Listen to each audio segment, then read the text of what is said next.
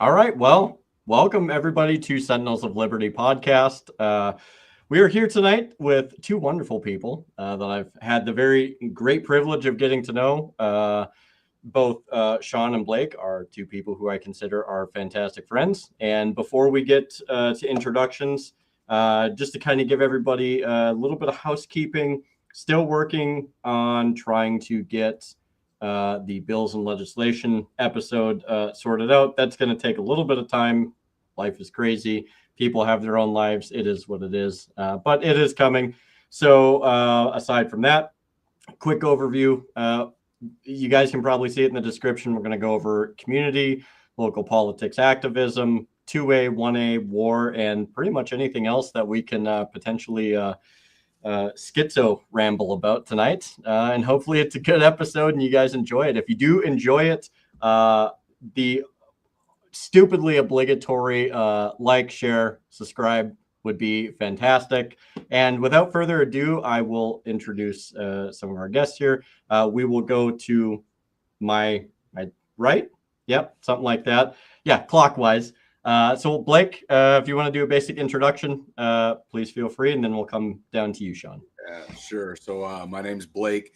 I live in northern Minnesota. Got to meet Jeremy through Mark. You might know him from Centerline Systems. But anyway, we kind of hit it off. We're both gunsmiths.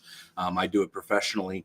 I'm also a father and a husband and a family man, first and foremost, really. And I also love the community that I live in. So I guess if you had to put a couple labels on who I am, those would probably be some of the biggest. And I am pretty passionate about history, pretty passionate about our nation, and kind of a bit of an asshole. So sorry for swearing in the first 5 minutes. The nicest one I've ever met. Well, thanks, Blake. Greatly appreciated. Sean, if you'd like to do an introduction, please feel free to do so. I'm Sean Kennedy. I am the chair of the American Liberty Caucus, which is how I know Jeremy. He's one of our state reps. I am also the chair of the Libertarian Party in Massachusetts, as well as a newly elected town councilor in my town of Bridgewater. So it's been a wild ride the last few months and the last year, honestly. Also a dad, also love politics, history. We got a lot of stuff in common. So looking forward to this. Yeah. It should be a lot of fun. Awesome. Thank you guys again for taking time out of your guys' day and for some reason agreeing to come on here. It's greatly appreciated. And I think I've mentioned to both of you, the reason I really wanted to get both of you together is because I feel like you guys will be able to feed off of each other. You have some commonalities that I think really helps formulate the discussion and kind of drive it in a way that maybe is a good perspective for young parents or already parents that have teenagers or whatever the case is, but also just from that business perspective and just that community perspective, as well as maybe even just the casual onlooker or observer that tends to care about liberty. So I really appreciate you guys coming on. So with that all being said, I do want to start from a community perspective. And I think both of you guys can adequately provide answers because you have unique perspectives. But what do you guys think are like the hardest challenges when it comes to addressing liberty and furthering liberty in the community and how it affects the individual, how it affects people professionally, how it affects community politics? Like, what do you think are some of the biggest hurdles, roadblocks, issues that you see on a daily basis, and how do you think that we are able to kind of work through these things? And whoever wants to take it first, please go ahead. So, sure. You want to go, Sean? You can go, Blake. You go for it. All right, for sure. So I think one of the biggest things for a hurdle for me, at least, when it comes to what my modest community building kind of consists of, is going to really be the willingness of anybody to do anything. That's kind of one of the biggest pitfalls of humanity, if you will, is the fact that we all like to sit back on our laurels and wait for somebody else to come and be that hero or come and be that builder. So one of the things that we do over in Millstone, which is one of the business ventures that me and Mark do, is, we're trying to train people to kind of think critically, kind of take their stuff up by their own bootstraps and kind of, be responsible for their own fate. And I do think that that's kind of one of the biggest hitches that's out there. We're running into some of that with our local shooting range, even, and just no one wants to volunteer anymore.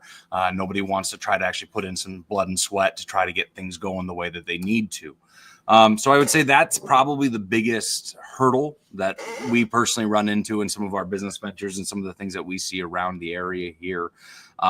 As far as getting over it goes, get back to me if you know how.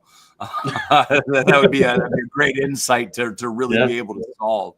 But I do think trying to get engagement of individuals is a real challenge in this day and age, especially with the gopher, goldfish sort of mindset that people have with that instant gratification of media, that instant, little hit of, hey, I look good on social media sort of thing. So, anyway, I digress. Yeah, I couldn't agree more. Getting anybody involved in anything is just like pulling teeth. It's awful, but everyone has an opinion. And, I think one of the things that we need to start doing is just calling out those who have those opinions, but choose to not be involved in anything.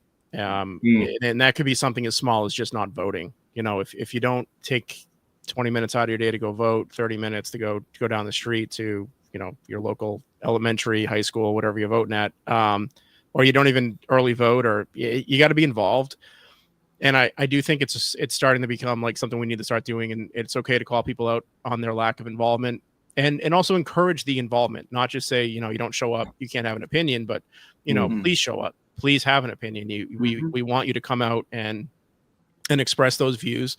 One of the big things I noticed with the last few months in my local run was a lot of the issues people came out and that they cared about was not, are your taxes going up? It's, are we going to fly a flagpole or a flag you don't agree with in town? Or are we going to put more flagpoles up for flags you disagree with? They're social issues. They're not, financially driven issues. And that's the stuff that grabs people's attention. So I think to some degree we need to work with what we have, but also try to engage people in matters that really, stuff that really does matter. Hardline things like budgeting, finances, your local taxes, where your money's going, making sure your government's spending it, correctly. And at the local level, it's you have local problems. You have problems, your roads are a mess, your water, your schools, your budgets for your municipalities. But there's a trickle-down effect of not just federal, but state. And stuff that we're dealing with in my town is the state's a mess, and it's cutting into all of these assumed funds that we're going to have to pay for all these things. So now we're realizing we need to potentially do a tax override in our town, and that's the big talk. We have a vote next month for this. But what people aren't understanding is, we're ignoring problems in our state to assist others. Like we have this big migrant issue in Massachusetts, and we've spent well over $1.5 billion on this problem. And, you start to run the numbers and you're like, that's a few million a town, even for the towns that don't need it, that's a few million a town. So it's trying to bridge the gaps. It's trying to get people involved, trying to ask people for help. And, also being somebody that gets involved yourself. So you can turn around and say, look, I'm doing it. Honestly, I'm nobody special. I just decided to get involved, and it takes you as far as you want to get. So it's doing that and being somebody that people can look to and helping people get involved themselves as much as possible is a big thing that I'm pushing for. It's something that we push for on multiple levels and stuff I'm involved with. And that's ultimately the lack of involvement by citizens in this country has kind of led us to where we're at. It's hoping someone else will solve your problems for you. And when people can actually fix them themselves, if they get involved, get engaged. Well, and I think you just touched on something that's really important. It's waiting for somebody else to solve your problems for you. We all have this mentality that Superman's going to arrive, and at the last minute, he's going to take care of the bus that's flying off of the Golden Gate Bridge that's been blown up and everybody's about to get smashed. And that's the mentality, because that's what's been sold to us for how many years. I don't think a lot of people realize the power that's within them, the capability that they can do if they're just willing to put a little bit of their free time, because let's be honest, what is free time? Where is the time you can carve out to do something, and what can you do honestly in 10 minutes or 15 minutes or 20 minutes, and doing that on a daily basis and actually trying, like I said earlier, to bootstrap yourself, make a small improvement here, make a small improvement there. Maybe it is just on your property. Maybe it is on the social level of your local community. I think the biggest thing is everybody wants to sit back and wait for that person and not realizing that, hey, that person's looking at you in the glass that's, above your sink every morning. Sure. Yeah, no, absolutely. I think you guys make really, really great points. And, one of the things that over the years, as I've kind of developed as a person, and I'm sure you guys both went through this and have gone through this, but, I think I've prefaced to both of you kind of like where I came from as a disposition. I was like very, very statist. Like I was about as not as drastically hard right as a person could be, but I was pretty statist. Let's be honest. I was the kid in high school that was like, we should just glass the whole Middle East and never, and not even care. And it's amazing because I didn't want to hear any other dialogue. I didn't want to have it. My position was right. It didn't matter what you said. And having come from that and been on that, and it's amazing, right? Because most people who really are the strongest supporters of liberty were socialists. They were former communists. They were like very, very statist. And now it's like, once you see this revelation and you're like, oh man, like it could actually be like way better than it was ever fed to me. And I don't even have to be, a jerk about it. I can actually have a dialogue with people. And I think I do think, especially when you're in the community and you're trying to bring people together to achieve a common goal or whatever the case is, that is one thing that a lot of people do struggle with, right? Is being able to go across the aisle and actually talk to people you don't agree with, because we're so set in this mindset as human beings of like, okay, it's my way or the highway. Like I'm right, and I'm right because these 4 people validated what I said, so I have to be right. And I think that mindset will only get you so far. And once you start to get so far down that road, you kind of create this cognitive dissonance to where it's just like, even if the truth is staring you in the face, like blatantly staring you in the face, you're just going to ignore it. And you have people that just, for whatever reason, they refuse to try and even deal with somebody, whether they're on the left or whether they're on the right. And to me, some of the best conversations I've ever had with people, and I've actually gotten more people to kind of see the point of view pertaining to liberty, is by allowing them to have a dialogue with me and not even trying to state my case, but just having a general conversation about something in the community and being like, hey, like, I don't know, like, this is kind of weird to me, but what's your opinion on the matter? And I think something as simple as that is a great way to bridge the gap, as opposed to being so like aggressive about defending your position. It's more about allowing somebody to be like, I think both of you had mentioned, is like, be a part of that conversation. Don't push them away and don't always try to be right, but just open that dialogue. So, well, like kind of with what you're saying is this happened a whole bunch of times. As somebody who is a libertarian in my state, we're a heavy Democrat. We have majority independents, but it's the 2 big parties. That's what everyone jumps to right away, which is completely normal. But during those conversations, the seat that I ran for is a nonpartisan seat. We're supposed to be fixing roads and water and doing budgets. We're not supposed to be proliferating about, whatever our political ideological views are and trying to push that on people. But people would ask, they want to know, are you a Democrat or a Republican? And the second you say, no, I'm not either, they go, oh, okay, hold on. Like, what is that supposed to mean? And you start getting into it a little bit. And a lot of it is meeting people where they are. Yeah. Everyone has some point of view of the freedom they would like to experience, but they differ in how they're going to get there and their expectations on society and their expectations for themselves. And a lot of it, there are people that have lots of right opinions, but the starting point is incorrect for where they want to get, where they want to go. Yeah. So once you kind of develop a way to deal with and talk to and express your views in a way that you can actually have a 2-way conversation with people, it really does make a difference. But those in-person conversations make a huge, huge difference. There are plenty of people I disagree with and agree with in my town. And I had different kinds of conversations with different groups of people. Yeah. And it really comes down to, are you willing to talk to people about views that you don't necessarily agree with and hear them out? And are you able to find a way to meet them where they are in their views and express ways that you would like to change things for the better? Maybe there is some kind of middle ground. Maybe there isn't, but you just got to be open to it, and people can tell if you're open to it or not. Well, isn't this exactly what the core fundamentals of a community is, though? I mean, if you want to talk about like a healthy community throughout history, something that actually flourished, it grew into an empire, something that it could expand its socio and economic philosophies and things like that. It's when you could actually have people come together, sit at the table and go, okay, here's what we need to accomplish. Here's how I view it. Here's how you view it. Understanding that we see it differently, but then finding how can we come to a mutual agreement. I mean, this is how civilization is built. This is how communities are built.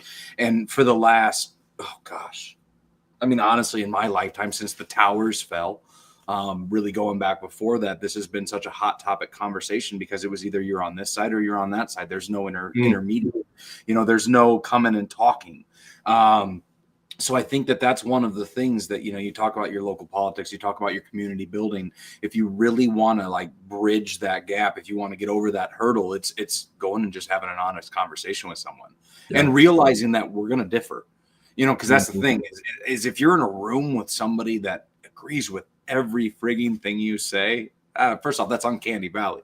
But second off, you're in the wrong frigging room. Yeah. Because there's not one human being on earth that's going to have the exact same opinions that I do. All right. And knowing how to come to a conclusion or come to an agreement when we know that we have different viewpoints. Well, it's imperative to not slit in each other's throats. Yeah. You're not wrong. Civil society. You need that communication in civil society. Otherwise, you resort to solving your solutions in other manners. And I don't think most of us want to go down that path if we can avoid it. Gosh. Yeah. Well, and one observation that I made that I think is interesting in community, and I like to sit back and kind of evaluate things every once in a while, especially if there's something going on in my town or whatever the case, even if it's in your neighborhood, doesn't even have to be the whole town, just in your neighborhood. And you sit back and you kind of observe and you watch how people react to certain things or how they support things or how they don't support things. At least here, and I don't know if you guys have had something similar, but I used to go to this coffee shop, and it was run by a great couple, and they had been open, I think, two or 3 years by the time I had started patroning their establishment, and they had like probably the cheapest coffee you could get at a coffee shop. They charged for a refill, but it was like a quarter. It wasn't even like anything crazy. It was like a quarter for a refill, which wasn't that big of a deal. And sometimes they would just give it to you on the house, and they had good sandwiches. They had a really good atmosphere. You could actually go sit down and you got to know people and you got to mix it up together and have conversations. And there's a lot of there was one person that I got to talking to about a variety of liberty-oriented aspects. And he was a lefty, he was more democratic, but he really came around on a lot of different things just because one day we decided to sit down over coffee and we just happened to be there and we had a conversation. And what's crazy though, is all of these different things can happen in a small coffee shop like that. But then I remember having a conversation with the owner one day and I said, I was like, hey, like, how's business? And she was like, well, business, it's kind of starting to slow down. And she explained to me the reason she opened the coffee shop where she did is because at the time the community had wanted their own little coffee shop. Totally understandable. Neighborhood coffee shop. What's better than that? You can meet your neighbors and sit down and, talk to people within your immediate community. And she's like, yeah, like it started out great. And then, we're like 3.5, 4 years down the road, and most of the patrons I have come from outside the community now. And I don't know why, but that just, it made me feel some kind of way. And I don't really know how to describe that. And after I saw that, that perspective that she had, it was maybe like a year or two after that, they ended up closing their doors and somebody else ended up buying it. And I was like, okay, maybe this was just like this particular neighborhood or this community. But one thing I noticed in small business is there tends to be this clamoring for like, oh, we want American made, we want in our communities, we want to support the little guy. But then it's like, because the little guy tends to be a little bit more expensive because they have to initially, right? They have to make their money to some degree, stay afloat, get past that. Typically it's a 3-year mark, right?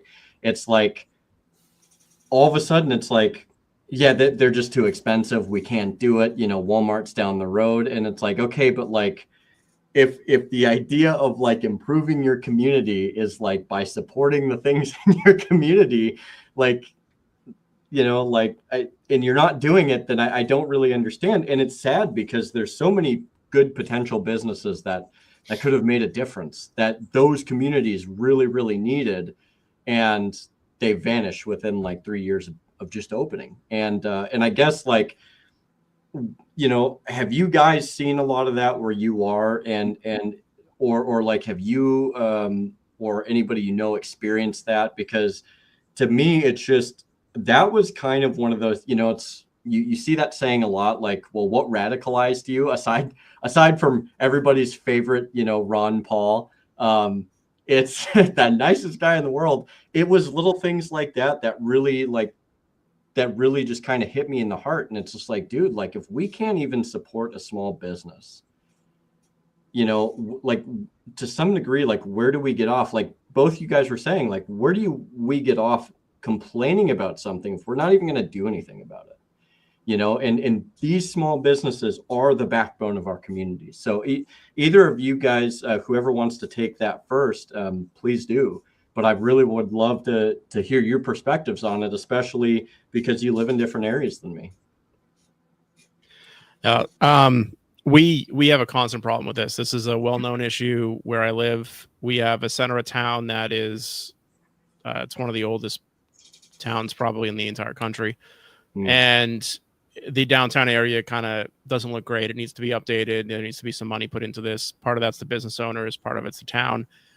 But people complain all day long that all we have is like, barbershops and nail salons in the center of town and some realty places, and there's nowhere to really go.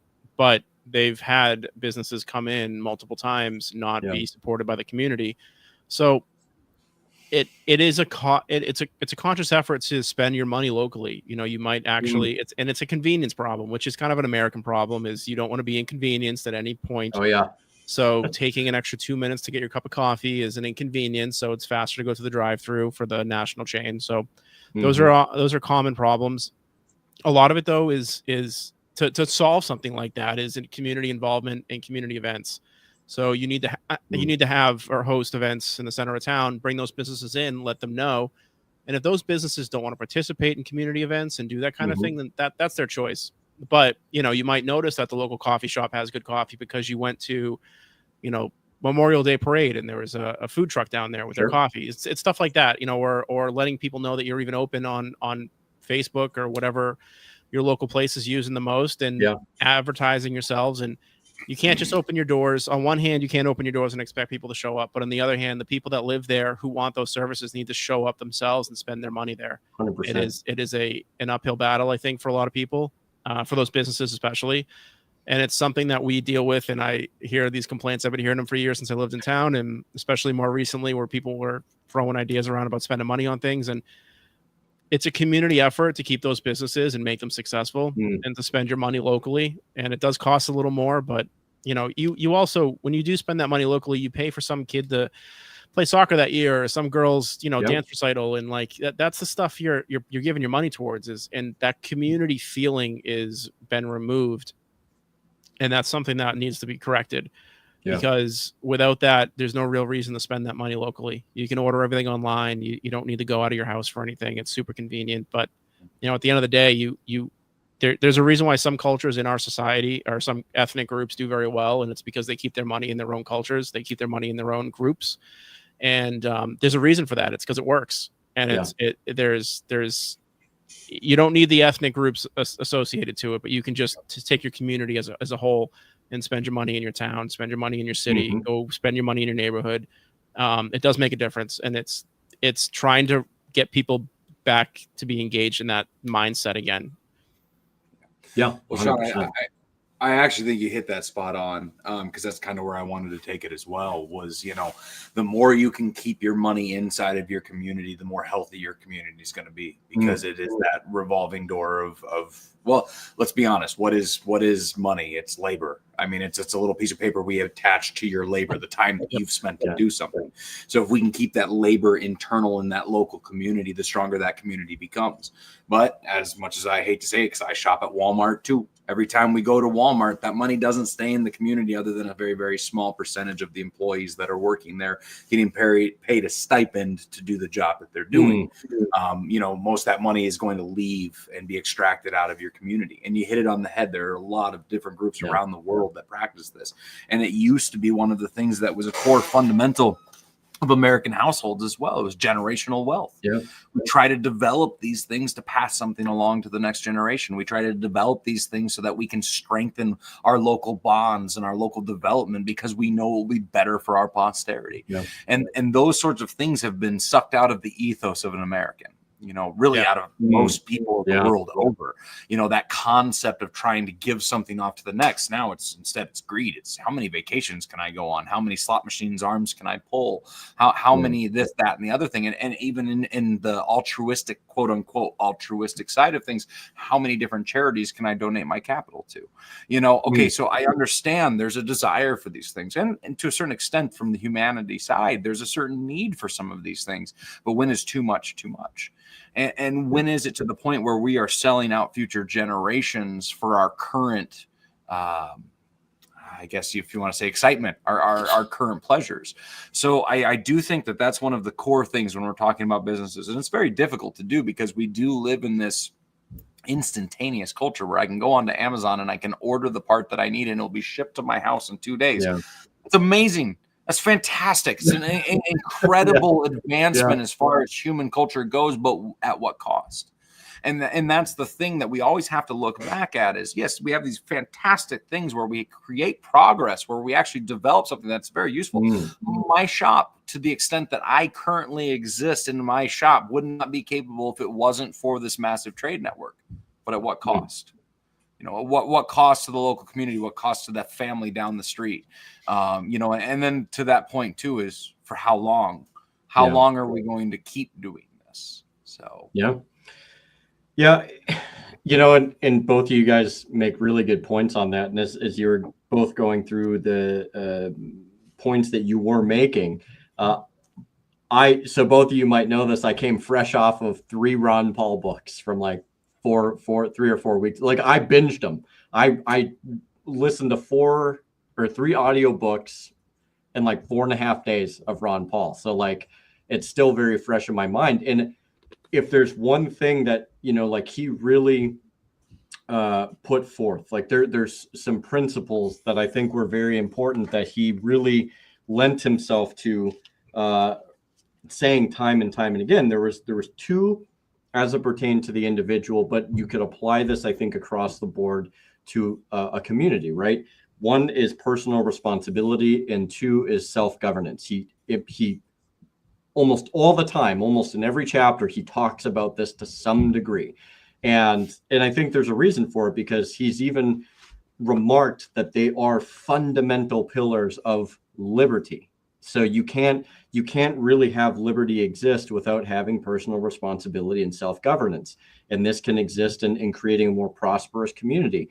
And in conjunction with that, a lot of where Ron Paul kind of came into a very like prolific or a famous light for a lot of people, especially libertarians, is free markets and sound money, and having the ability to have competing currencies, having the ability to freely trade. And I think when you look at communities, and Blake, you and I have talked about this as well as Mark, like what better place to start experimenting with that than at the local level, to where you really, you can augment it so much easier and you can divest yourself from it. And let's be honest, a failing economy, and it's been failing not just recently, but for decades at this point. And it's like, there has to be a better way of doing this. There has been a better way of doing this, but we're under a Keynesian economic structure, which not only has nothing that it wants to do with the free market, but is like just adversely destructive. And that's putting it very simply, right? No, you're right. Sorry, I'm gonna cut you off. Go ahead. Yeah, no, it's but Keynesian economics is like, it's one of the most destructive things, because they're just like, oh, well, we can't let this fail. We have to subsidize it and prop it up. And it's like, no, like, these things need to fail because the market decides what should fail and what should succeed on the merits of whatever is being presented. And when you can do that, you maximize the prosperity of your community or your country, if you want to go to a larger scale. Now, from what I gathered with that too, is when you allow a real free market with sound money to actually exist, those failures are going to hurt a lot less. They're going to last a lot shorter time periods, and you're not going to decrease in the amount of success and prosperity. What's going to happen is you're actually going to have a better overall recovery, and you're going to be able to have more innovation and overall more prosperity, not just in the community and the national level, but as individuals, the ability for individuals to actually make the most of their life. And so I'm listening to both of you guys explain these points, especially when it comes to community and business and stuff like that. And it's like, I think the time right now is so ripe for communities and for small towns and for a lot of these smaller municipalities really to start divesting. And this is a conversation I think should be had, and starting to work out their own trade agreements, creating more fiscally and more prosperous sense to where we don't have to be reliant on something that's failing. We can create something that's going to help everybody prosper. So I'll let you guys kind of elaborate on that, detract or opine rather, and let's see where this goes. And then, yeah. Well, as much as I agree with what you're saying, and I do think that ultimately is the right way to go, having these free trade pacts between different cities, different areas, and things like that, because I've been a firm advocate for a long time of a city-state model. I actually believe that in the future, that's probably one of the only viable ways of stability at this level of population, is where we have a plethora of city-states that are doing trade with one another and keep each other in mutual check. And quite frankly, because it's one of the things that worked well in history, is also have, I don't want to say simulated warfare, but small scale warfare between city-states where you can only field 1,000 to 2,000 men at a time. In that time period in history, we saw a lot of things get kept in check, and I think it can be a viable thing for our modern day as well. Problem is, it's pipe dream. What we're talking about is massive balkanization or collapse of the current socioeconomical order to get to a level like this. And I know in the title of this podcast even references war. It's Second Amendment things, First Amendment things. I mean, these hot button issues that could lead to this nexus point to bringing this along. But I don't think, as of right now, maybe this is a little black pill, I don't think the general populace is willing to let go of the comforts, willing to let go of Amazon, willing to let go of Walmart, willing to deal with only having 27 unique food items as opposed to 379 unique food items available in their local store, or the ability to go down and use their debit card to pay for a convenient item as opposed to going, hey, it's going to be 3 chickens for your 2 goats or whatever it is. It's very flippant there. But I do think we're going to run into a lot of very serious issues that I make light of right now if we ever do want to see the righting of this ship, especially in the economic sense, especially in the local community sense, which I almost think is part of the reason that you almost have to focus on creating your own community separate from everything that's going on, which is also leads to a myriad of problems as well. And I just want to, before we come over to you, Sean, I just want to point out, and I watched it very slightly, and I don't know if you guys had seen much about it, but there were, I think, like 7 states that I think there was at least 5, but I think 7 eventually, that actually created their own gold and silver certificates that you could use in their own respective states, but some of them even were recognized interstate. And I know for a fact Louisiana was one of them.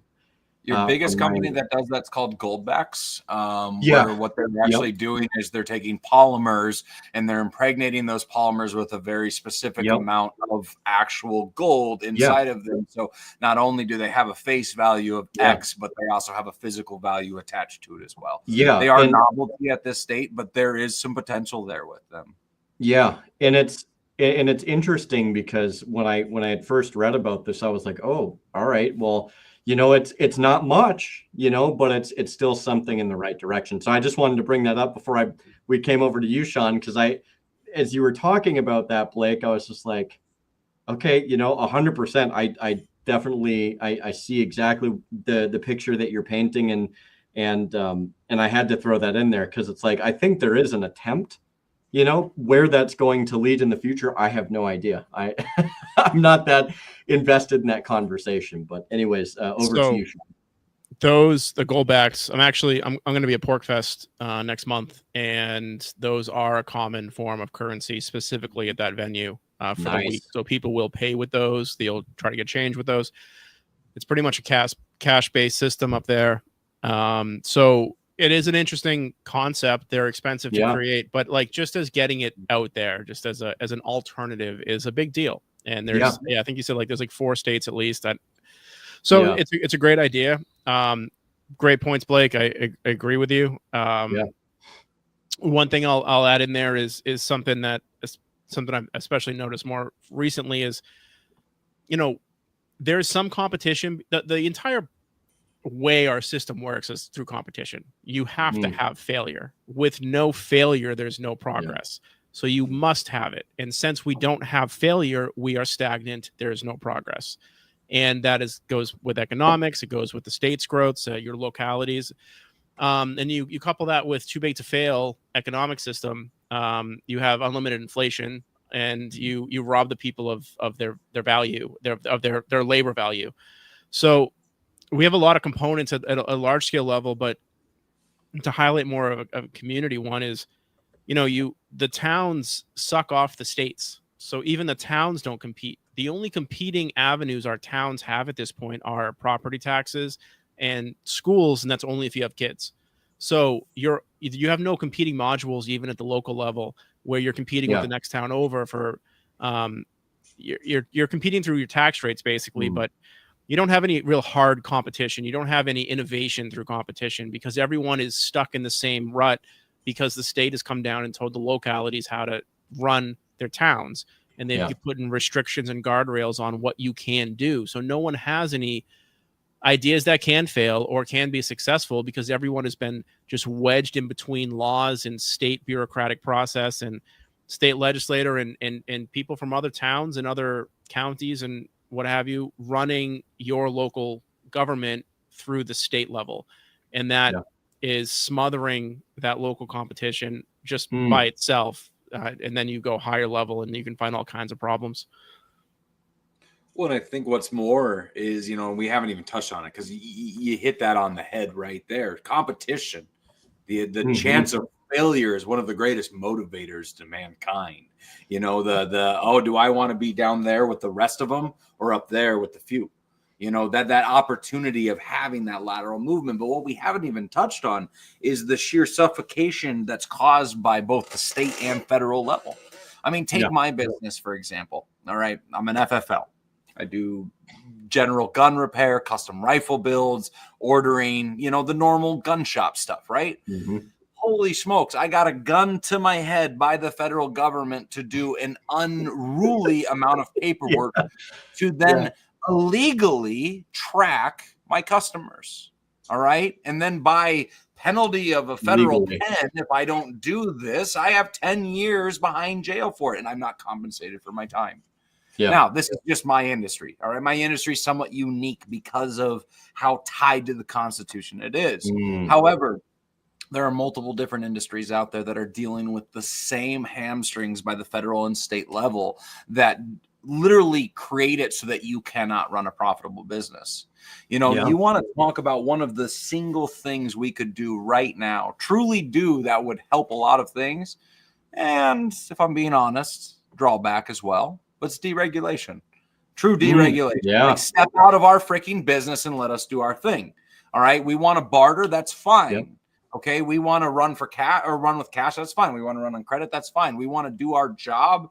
All right. That's fine. But let us do it the way we want to Yes. do it and stay out of your business. And there is something to be said. All right. Listen, any realistic person is going to admit that a government needs to collect at least some level of taxes to be able to sustain itself and the core functions in which it was set up to do. Mhm. But what we've accomplished now, what's happened with our government now, it's so bloated. It's so beyond compared to anything that we've even seen historically, as far as the regulation, the taxes from every single step and level that's there.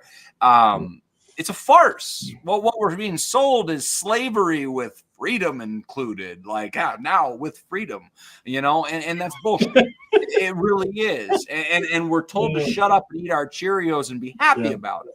So there is coming to a point where we're going to have a really hard choice ahead of us. And, you know, maybe this is viewed as a radical statement or not, but it's an honest, pragmatic choice. Is, do you want to be cattle, or do you want to reclaim your birthright?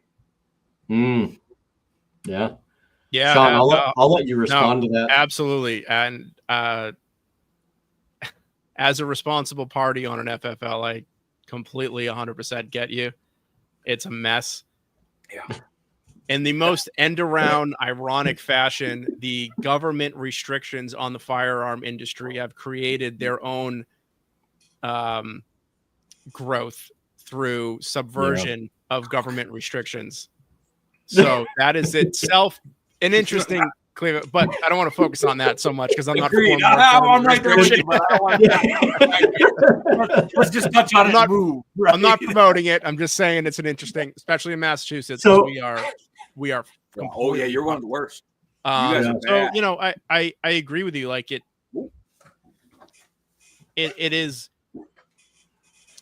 the government coming down and creating these problems.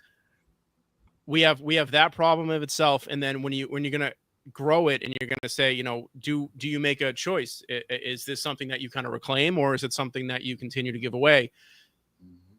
We have a massive problem with agency in this country. And how do you solve a lack of agency in a country?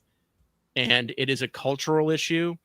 It is bred by the government because it helps the government. It helps government control. It helps politicians stay in power. If I promise you handouts, you'll vote for me. It's a very simple process, but through generations and generations, you remove agency. And you've removed that agency from the local governments and the states themselves, and then the federal government is holding the bag on all the money. So, you know, it is going to take losses to get there. But what is your freedom worth? And that's really what it comes down to. And some people value their freedom more than others. So how do you deal with the people that don't value their freedom as much as others? What do you do? How do you get that across to people that their freedom is more valuable than what they're trading it for? And that's a hard one to sell to people that think they're free. It's a hard one. Well, and what's really difficult about that is with agency comes responsibility. And we have gotten to the point where you don't need to be responsible. You can rely on the big brother to be responsible for you in a lot of ways and cases. And when you go to somebody and go, listen, do you want your freedom? Do you want liberty? Do you want to have these preordained rights that are enshrined that above the government? And you go, but you have to reach out and grab them. You have to take them. And that may cost your life. That might cost everything you have. Most people are going to go, nah, agency and responsibility, liberty, this sounds horrible. I'd rather sit in the pod, have my Soylent Green, you know, have my entertainment and not deal with these hard problems. Because, like, again, let's be honest with who humans are. I mean, brutally honest. There's basically three types. There's sheep, there's wolves, and there's sheepdogs. That's it. That's kind of the three types of humans that are out there, and the vast majority are sheep. They're going to go along to get along. And yeah, you might call me heartless. You might call me a piece of shit for saying that. All right. But we have to be honest with the majority of who humanity is. The majority of humanity does require some level of command structure above them. Okay. And typically the people that are in that command structure hate the people that are pointing these sorts of things out. But we have to be honest with who humanity is. And the majority of people are going to go along to get along. All right. You're really, we're talking for the 5% on each side of humanity, the 5% that wants to be just total douchebags and control everything, and the 5% that want to go to the other 90% and go, hey, there's a chance where you can just live freely and do your own thing. Yeah. All right. But this is a battle as old as time, man. I mean, this goes back actually, and really, it's not a battle as old as time. It's really only last 250, 300 years, at least in our modern history, that we've had a chance at actually having what is known as freedom and liberty. And for the first time in those 250 years, we're at a real risk of losing it. Yeah. Bread and circus. Yeah. Circus, absolutely. Bread and circus.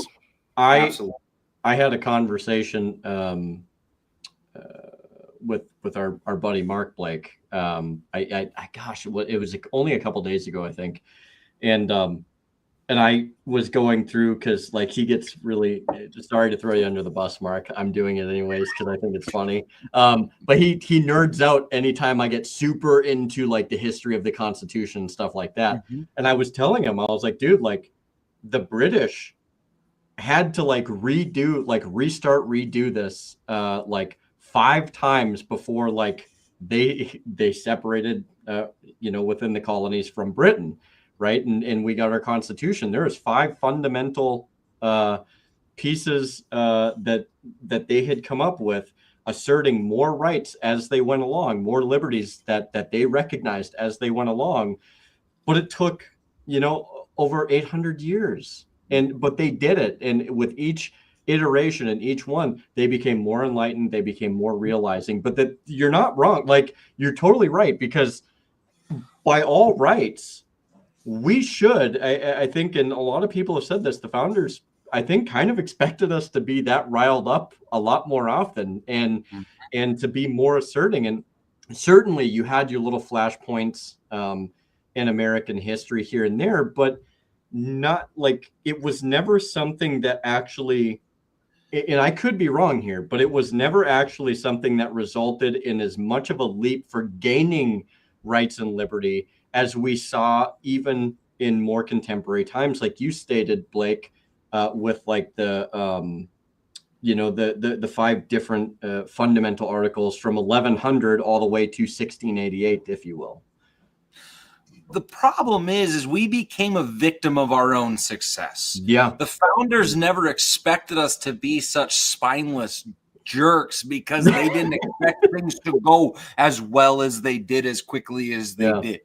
If you look back at the human history, the what's come before us, it was always pain, suffering, and strife. And then all of a sudden, holy crap, it's like we hit a friggin' beautiful birdie and everything was great. I mean, like super good. Like people had land, people had money. They were able to build their economies, get married, have children. Oh, the children they could have. And that's why we were victims of our own success, was because things got too good. And then we became fat. We became happy. And then slowly, like a cancer, it snuck in, the legislation, the laws, the taxes, the things that crippled us. And because things were still good, even with those parasites feeding on us, we didn't notice and we got lazy and bloated. That's the issue. That's why we haven't seen the tree of liberty been watered again, is because it got too good. The tree grew too big, had too much fruit. Well, now we're sitting here and we're seeing, hey, the branches are withering. All right. And we really have to take some very, very honest step back in the questions and go, hey, what do we want to see as far as our future goes? So I think the reason why we're seeing such conversations taking place, such things being discussed right now, is because we do have a very serious crisis on our hands. And it's going to take some really, really hard questions and really hard answers to kind of right that ship. There's another point I was going to make, and I completely lost, so I'm just going to go ahead and yield the floor.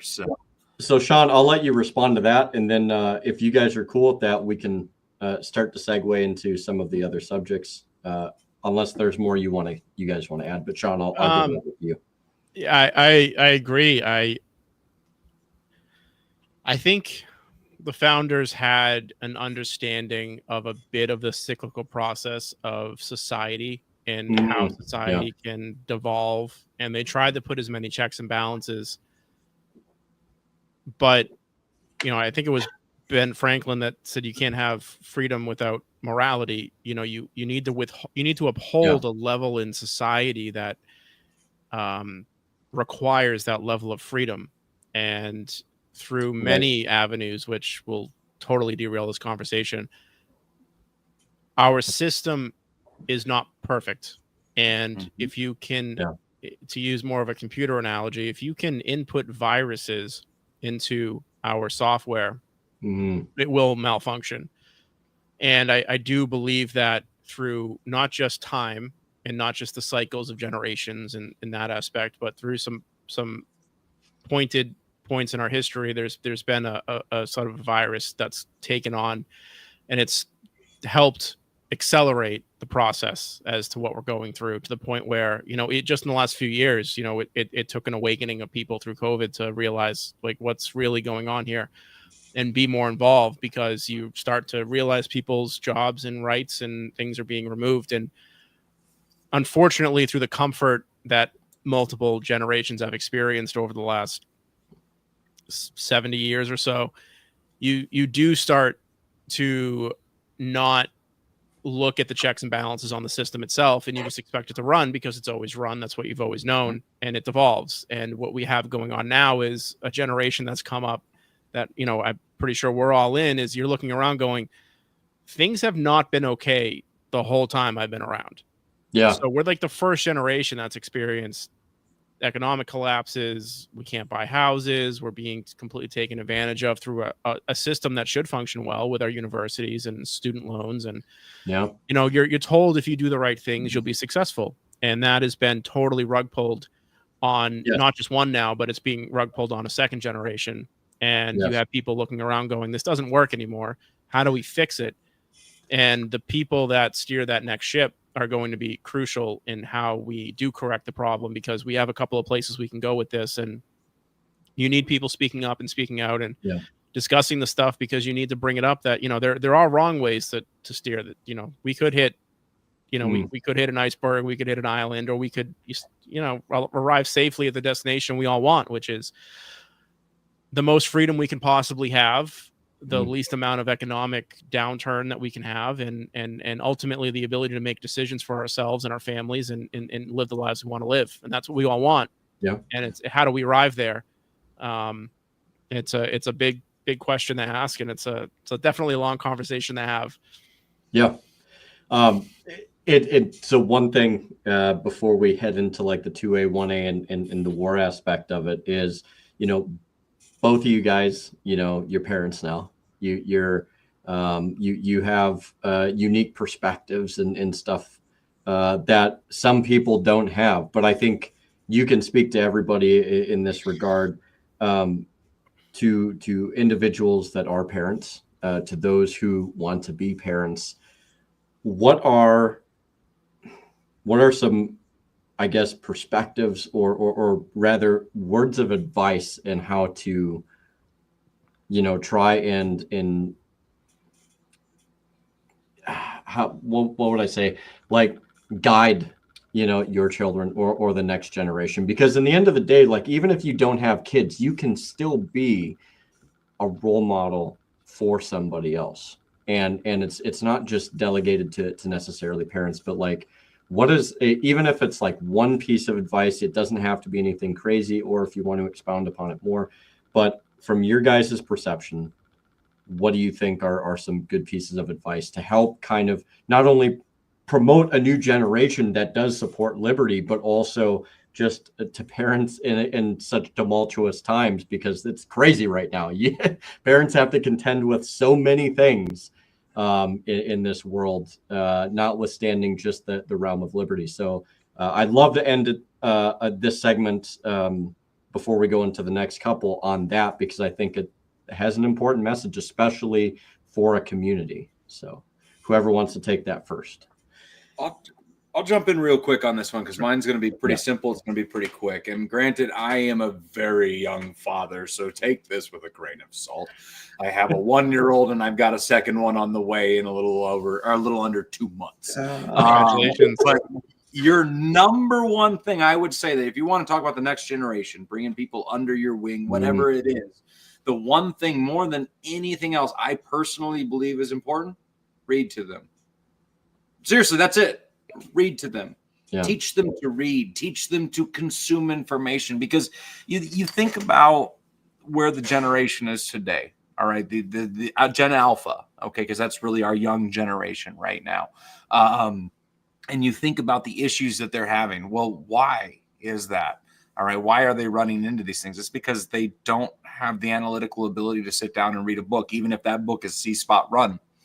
All right. If you don't have the ability to process information, if you don't have the ability to consume it at your own leisure, how do you ever expect to be a free citizen? I mean, seriously, like if you don't understand the concept of revolution, if you don't understand the concept of love, how do you expect to be a fully fledged human? So you want to know the number one thing you can possibly do for the next generation is read. Read more. Read as much as you can. Give them access to the libraries of Alexandria if you're able. That's dope, dude. I like that. Reading. I'm going to pick a different topic because reading is crucial. Yeah. And it doesn't matter what you even read, just anything. Teach your children. Spend time to teach them. We have a couple of generations that were not taught anything. Yeah. And the last thing would this could go on for a while, but I'll keep this short. The last thing really is, there are objective truths to functional societies, and one of them is having 2-parent households being the most successful way to raise children, and then an extended family being involved as well. Okay, we've been fed a lie that it's perfectly fine to raise children in 1-parent households, or that's fine to do whatever you want. You need a mom and a dad. You actually need that stuff. And I think what we're finding out through lots of studies to try to figure out what has gone wrong is that these are crucial things that you need and are required. Yeah. I like you. You got good points. You got dog. You are going up in my book right now, boy. Thanks, brother. These are like objectively true things that we are now confirming with science. And I think that the reason why prior to what we're seeing now, the only thing people could lean on was religion telling you the way that you should behave and act and what you should do. And now we're actually, in my opinion, confirming those beliefs through science and through studies and through society's downfalls. And tell your children it's okay to have those beliefs. It's okay to believe that it's not that you should choose like a life partner and that person should uphold certain values that you want. That it's okay to have standards, and you don't need to go along to get along. You can have, standards in your life, and that's all right. And, if whether or not you're religious, you need to have some belief system, and you need to be able to fall back on it. And you also be able to evaluate yourself regularly. So with that self-growth is reading 100% is involved in that. Exposure to as many environments as possible. But, this societal growth in the way families are, we are reinventing the wheel. The wheel didn't break. It's not a problem we had. It's a new problem that was developed, and it's okay to go against the grain on that. Yeah. And my hope is that we do see differences there because, our generation, I don't know what you guys, but growing up, we were told the earth is overpopulated. You don't need to have more kids. You can do whatever you want. It was this whole thing that was sold to us, and it's complete bullshit. And it was never like that. It's never been like that. And it's okay to want to have your own kids. It's okay to want to have a family. Honestly, as a dad, I have an 8-year-old, a 6-year-old, and a 1.5-year-old.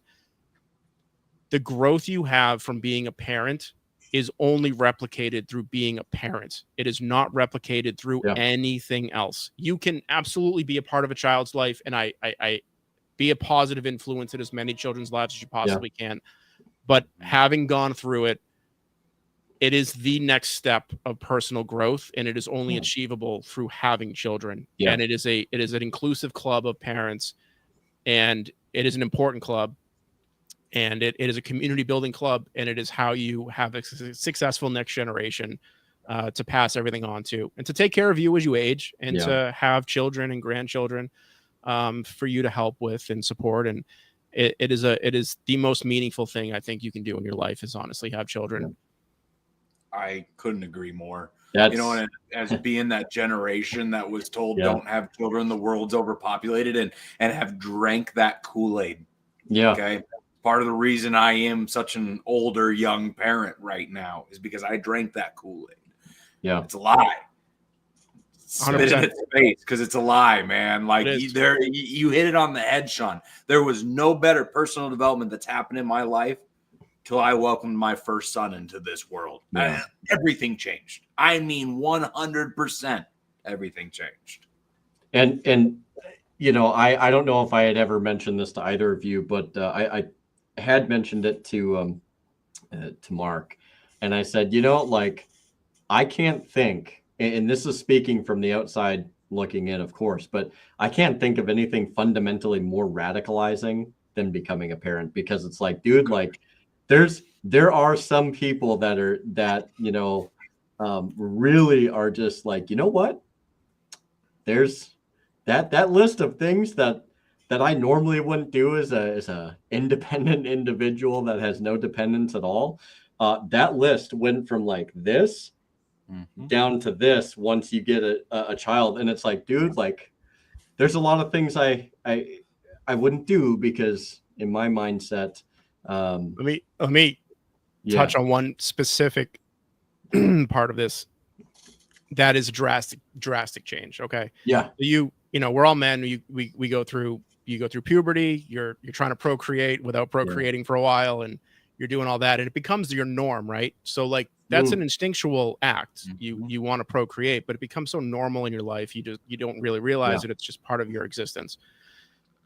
For me, at least, when I had children, the first time we were on the playground and some other little shit was being mean to my child, the instinctual the protection switch flipped, and it was palpable and needed to be consciously contained. It is an animal instinct, and it is something that 100%. And I never have had that.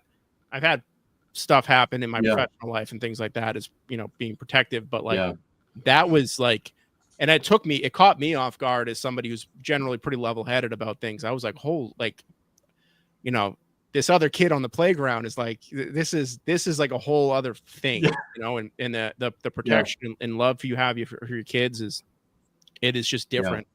It's different, and it's unique, and it's fantastic, but it is something that really hits you as an adult. That is so new. When it happens, you're like, wow, like that is a thing. It is so real. So Sean, I'll have to get back to you on Monday, because I'm taking my boy to the park. So I'll let you know how that goes. Yeah. But you know what?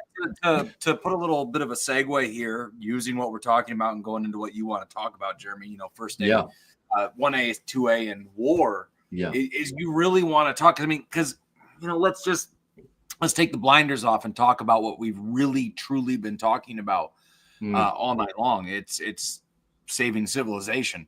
I mean, truly moving that beacon forward. All right. Not going back to the Stone Age, you know, because flint napping's cool, but let's keep it as a hobby. Let's not keep it as a lifestyle. Right. So if we really want to talk about how you can do that, how can you keep that beacon of liberty moving into the future? It's with children. All right. And not just having them. All right. Not just going around and making as many as you can and letting them just void to the world. Good luck. You know, vamos. No, it's raising them right.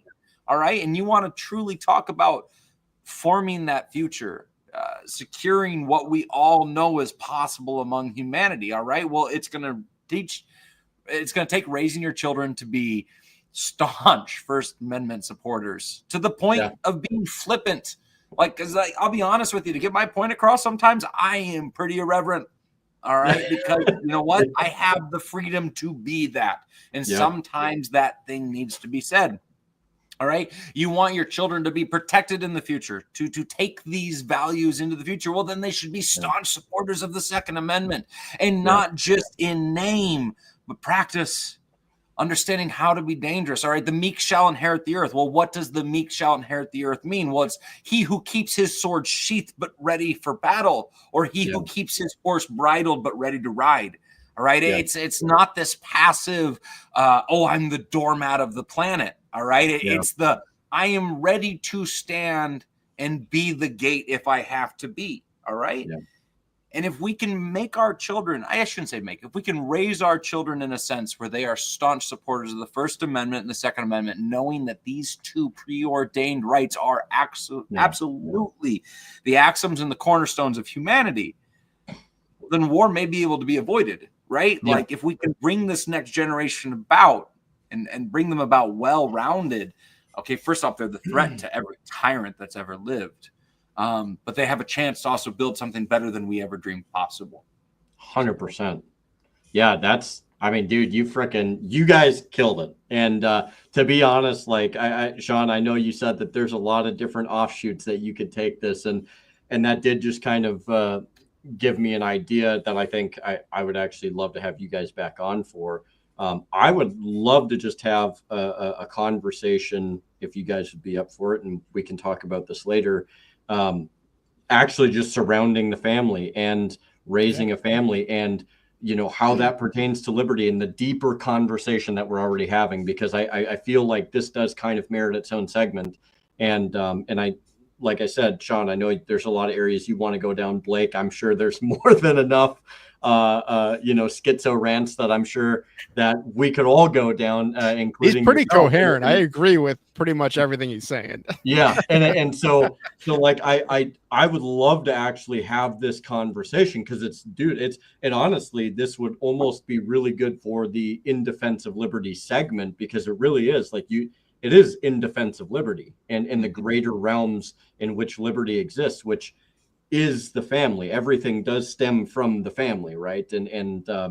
So I would love to try and set something up down the road with you guys to come back on for that conversation, because it definitely deserves its own. I grew up in a from a background perspective, I grew up in a pro-gun household, lots of firearms, to the point where stuff was just left out because you knew what the rules were and the safety, and you also got to go shoot them whenever you wanted to go shoot them. So there weren't surprises, they weren't hidden away.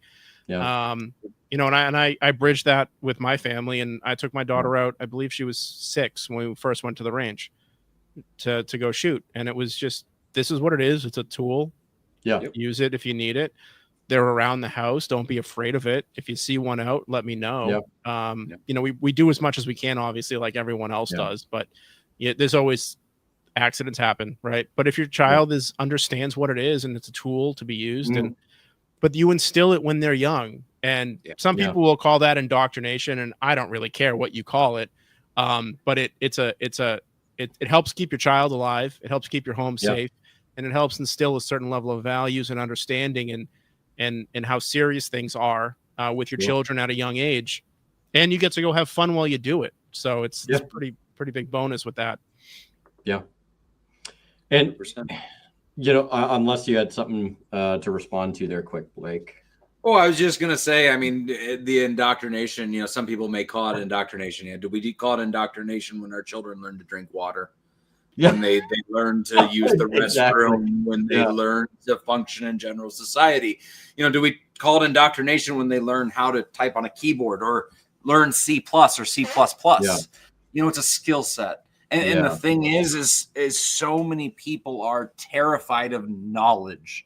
They think it's like this great evil thing that can lead towards terrorism or lead towards this horrible idea that goes against the state. Well, it's simply one of those things that if you want to be as functioning of a human being as possible, don't you want to learn as many disciplines as possible? Know how to function? I mean, even if you were detested by a gun, don't you want to know how to run them? To check if they're safe? or God forbid, you need to use one in a defensive situation to protect you or your family. Like I am a radical believer in every single human being should be as smart as possible. Like they should be as 100%. Educated as they are completely able to be educated, in that they should pursue knowledge until the day that they die. Because if you go a day without learning something new, well, you wasted that day.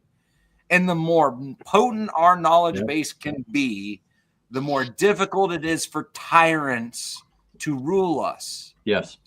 Semper tyrannis. There is a reason we say these things.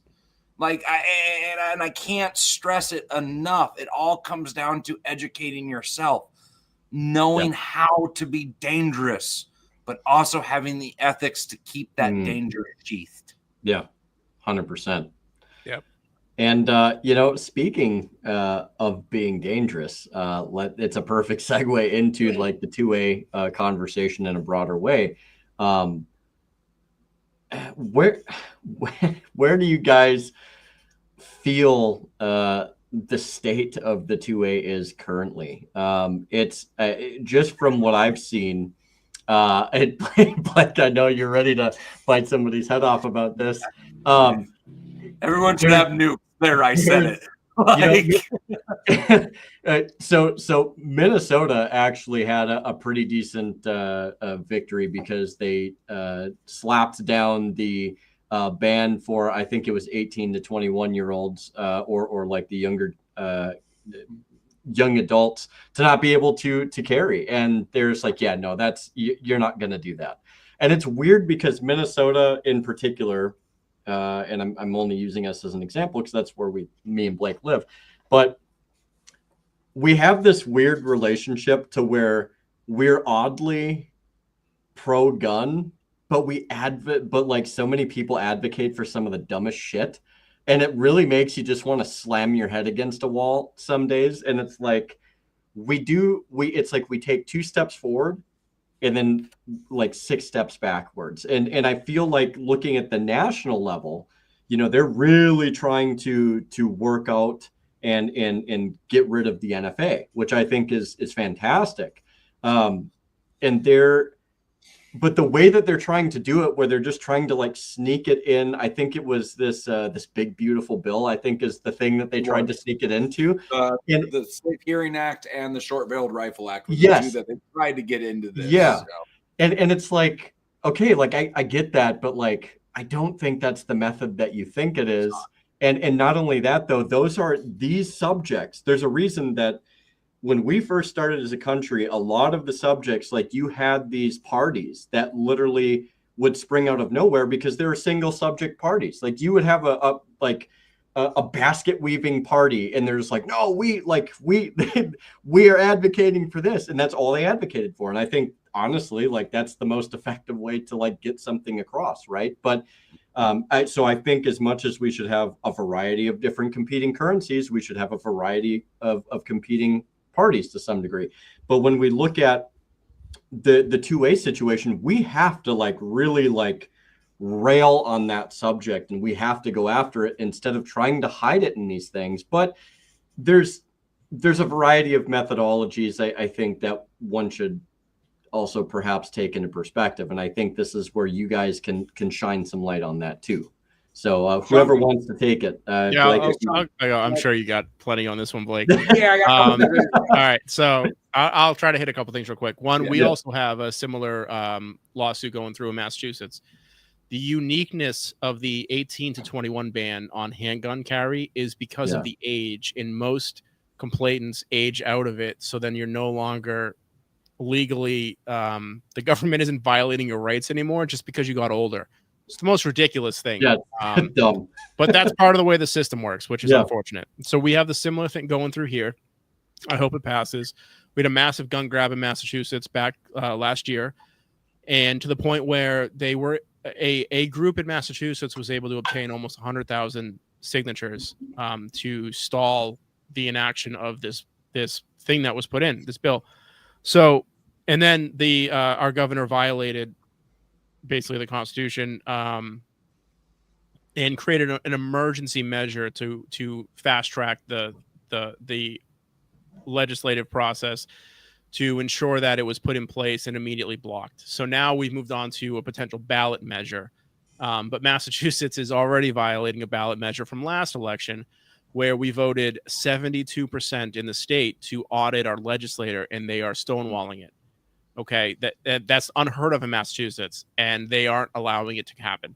So I'm sure they'll find a way to not allow this gun thing to go through as well if they have their choice. But the problem is that every which way you turn, you can argue for gun rights and personal protection, and so we have our own set of problems in Massachusetts when it happened. Yeah, I'm glad that happened in your state, that you guys were able to move that along, because it is a problem. I have a big issue with restricting the rights of 18-year-olds. If you are able to go to war, you should be able to do everything an adult can do. We should not be restricting anything on anyone over the age of 18. If that's what society has deemed as an adult, then that's an adult. If you want to change what society deems as an adult, change it. But pick one. Pick a lane. One or the other, right? And we're riding the line on all kinds of stuff. You can't smoke. You can't buy tobacco products in Massachusetts unless you're 21. Yeah. Why? But in the full art. So, look, I think, kind of to tie it back in, your point on the state of the national is, in my opinion, it's moving in the right direction and has been moving in the right direction for a little while now. But what it took was people in our generation to get a hold of coalitions and pro 2A groups and go, we don't care about how you feel about it. We are going to cherry pick the best cases we possibly can and spend the money and send it to court. And you're going to have to argue your way out of this ridiculous crap you guys keep pushing on everybody, because it doesn't make any sense. And it's very hard for judges to look at these things that have been enacted and these laws that have been put in place and go along with it, because they went so far. So I do think we have a resurgence in gun rights. We have many states that moved to constitutional carry, and the more states that do that, the better.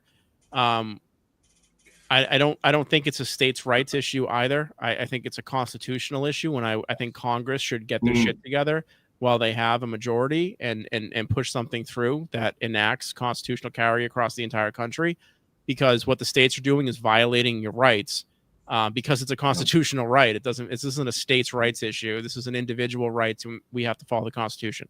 So I think it's getting better. I think it took a generation coming up to realize that we need to stop playing by their games like the NRA has been doing, which has been completely impotent.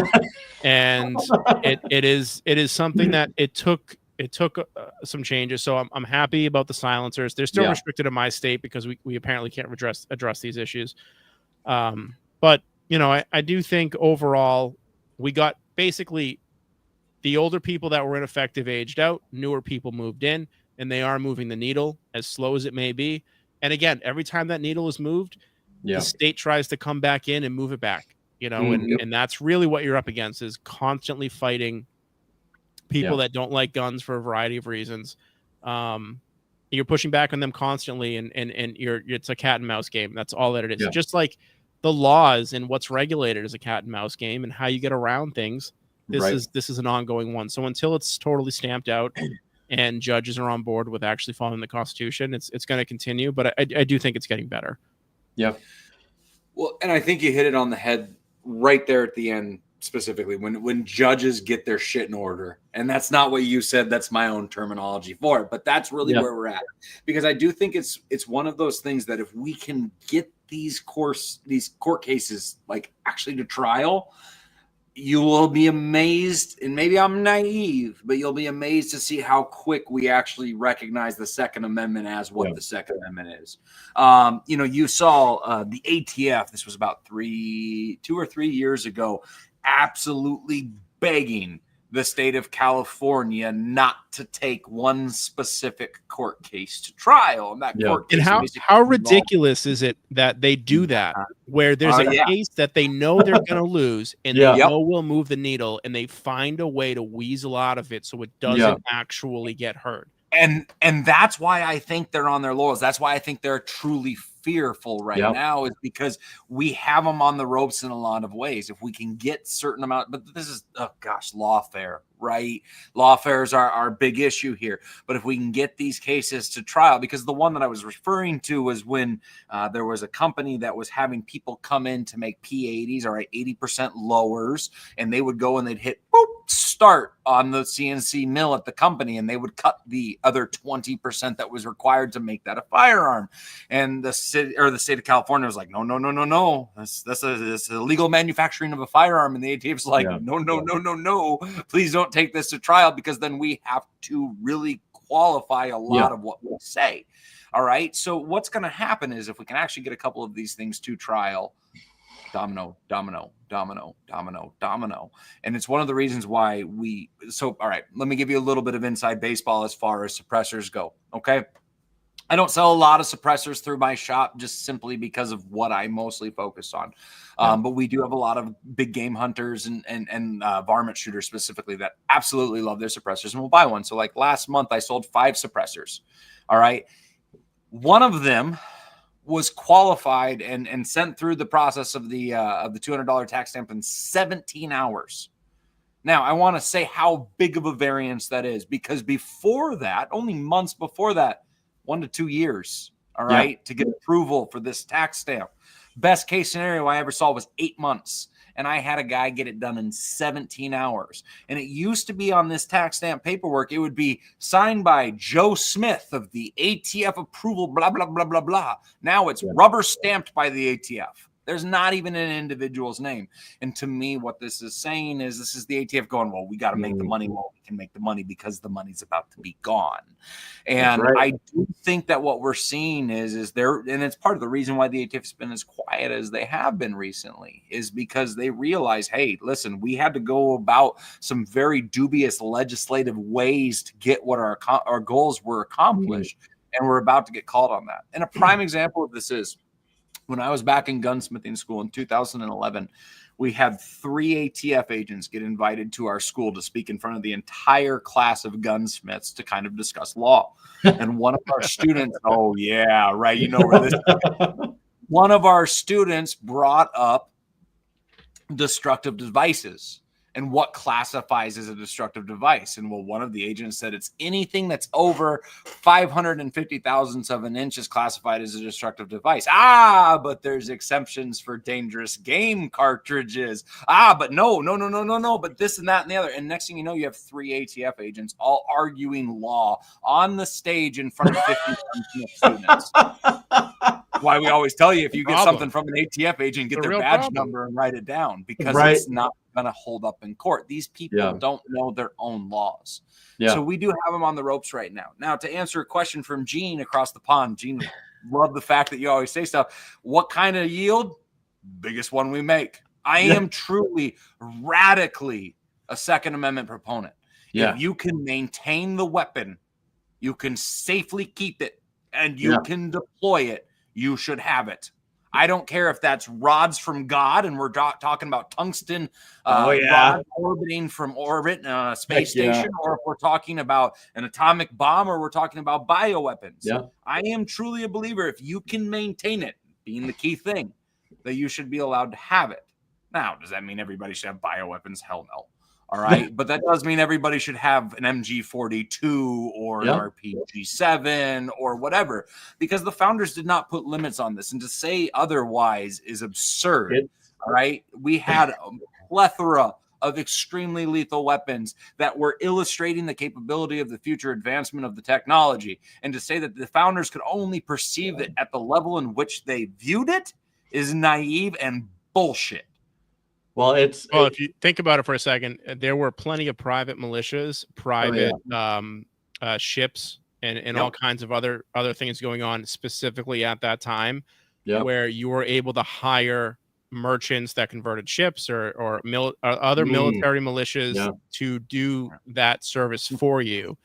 So while a nuke is a nuke, and it changes the global makeup of power, essentially, I will say that there needs it needs to be expanded quite a bit to be able to realize its original intention, which is ultimately the government can't roll in and blow up your entire town. You should be able to own Right. tanks. Yeah. You should be able to own anti-aircraft. You should be able to own whatever you're able to afford to protect yourself from the government.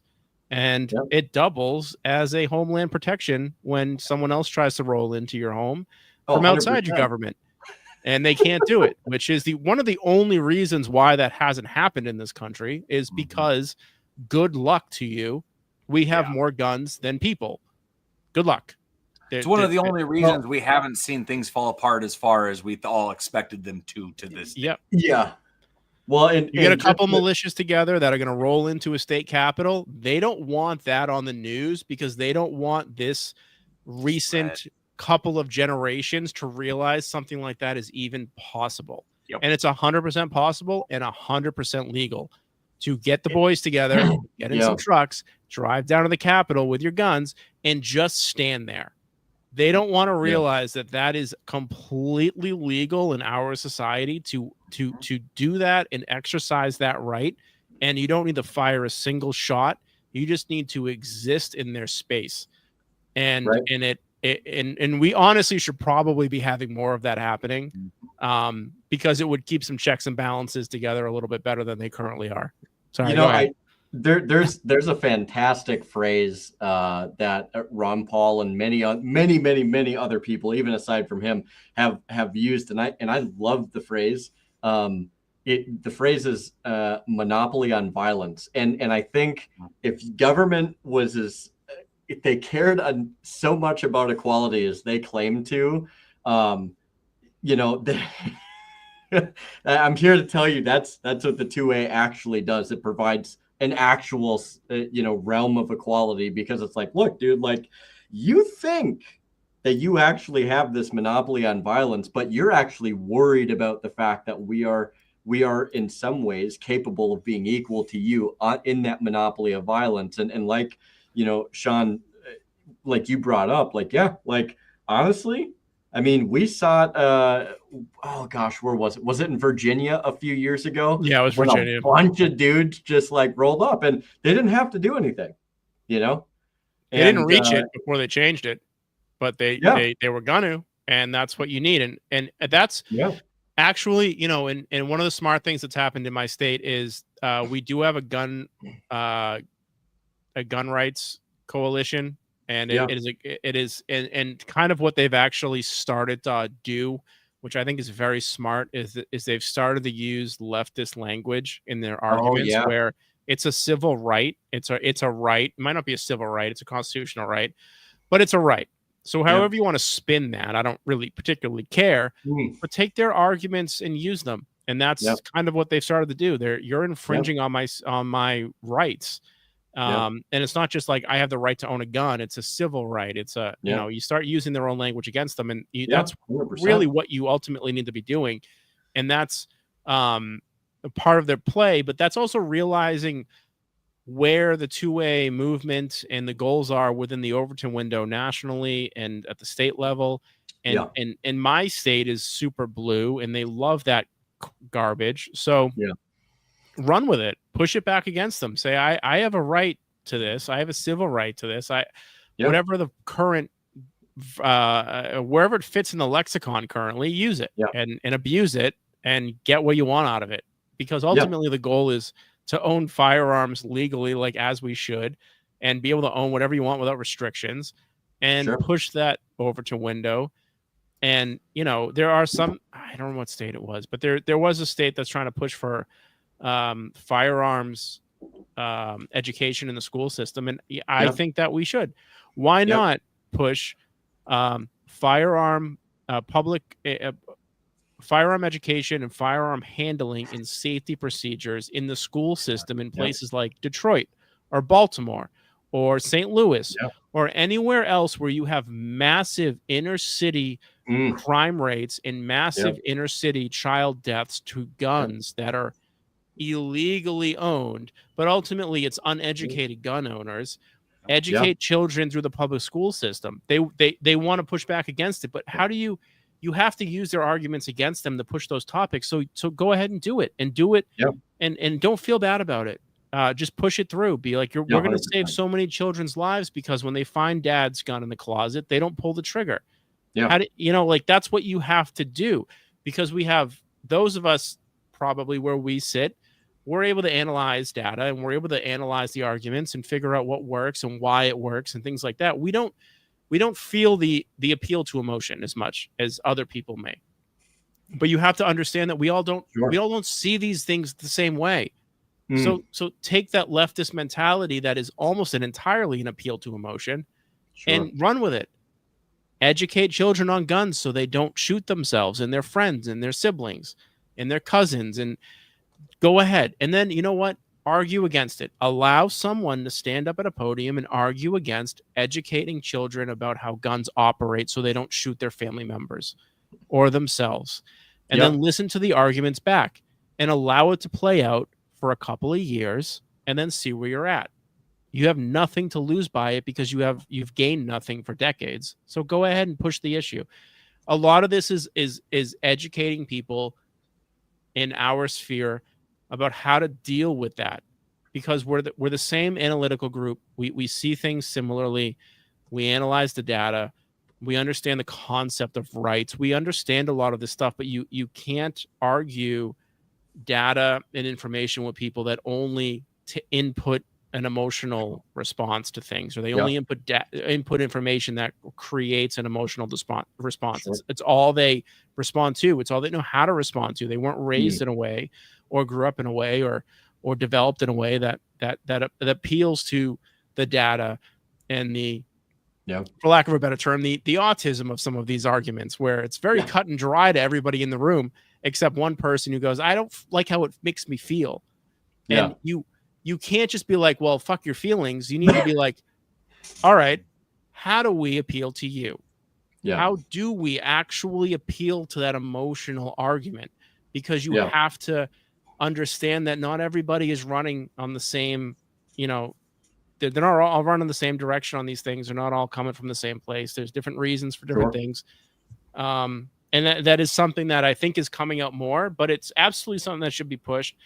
And as someone in the Libertarian Party and as a chair and all this other stuff that I do is this is something that I do want to focus on.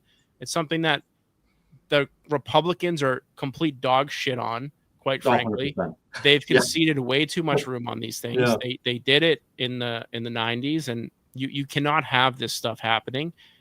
And those are rights we have, and you know, the Libertarian Party can be economics all the way through, but it's also individual freedom and rights. And 100%. We're uniquely in a place of constitutional rights, and we have those, and we should exercise them. And we should be a party that's winning in the 2A field. We should be having 2A coalition groups. We should be pushing this stuff. This is something we should be winning on. And I'd like to see more of us do that and get some of these guys out of their basements and off their computers and go to a gun range and exercise your rights.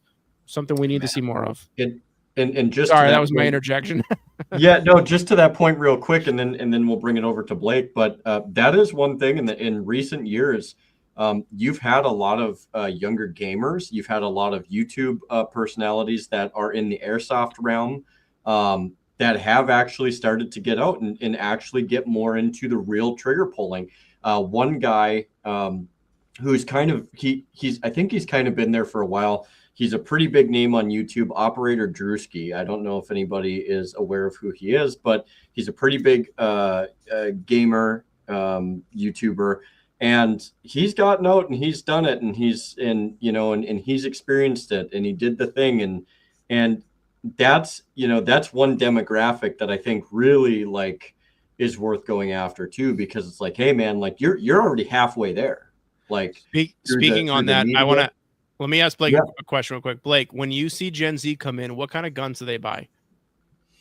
Overwhelmingly, it's either going to kind of depends on the person, but it's either going to be a commie gun or it's going to be a black gun. I mean, those realistically are it. All right. Are they buying Gucci shit? Not really sell that? for the most part, but I actually have done some Gucci shit Cerakote jobs for a few Gen Z. Okay. So in my opinion, the prevalence of Call of Duty for the last 15 or so years has done wonders for introducing young men to guns. And what I think we need to honestly have is a real discussion with the boomers, and obviously it's not everybody. I'm going to generalize here. So, but let people do what they want as long as they own a gun. I don't care. Yep. As long as they're exercising their right, let them own it. If they want to 100%. Gucci that shit, they want to Cerakote it. If they want to change it, Amen. They whatever. want to skeletonize it, even if it looks dumb. Customer's always right, baby. You I don't want to care. get a I don't Tech care. 9 with freaking Gucci pattern on it, I'm game, man. If you upgrade your character and you've unlocked this new AR style thing you want, and it's got a skin you want, and you want to own it in real life, buy it. You know what? Okay. And don't give that kid shit at the gun range when he gets Blake can do it for you. Yeah. Don't give him shit. Just he's exercising his rights. You know what? You know what doesn't matter is if shit hits the fan, if he can hide in the woods with it. I don't care. He can own a can of spray paint. Yeah. Doesn't matter. Okay. Yeah. Let the kids own the stuff that's fun. Let them be involved and promote the culture because it's okay. It's okay. Well, Sorry, go ahead. And that's like a big thing for me too, because like I'm a walnut and blued steel guy. I really am. I like the old school stuff. That's great. There's a place and a time for it. I got a lot of customers that like that really, really modern high-speed stuff. I've got some that even want to dump $7,000 on their night vision optics or their thermal optics because they're really into coyote hunting.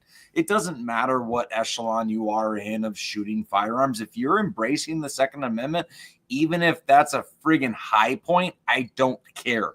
I'm glad you're pulling the trigger. One, because you're putting food on my kid's plate.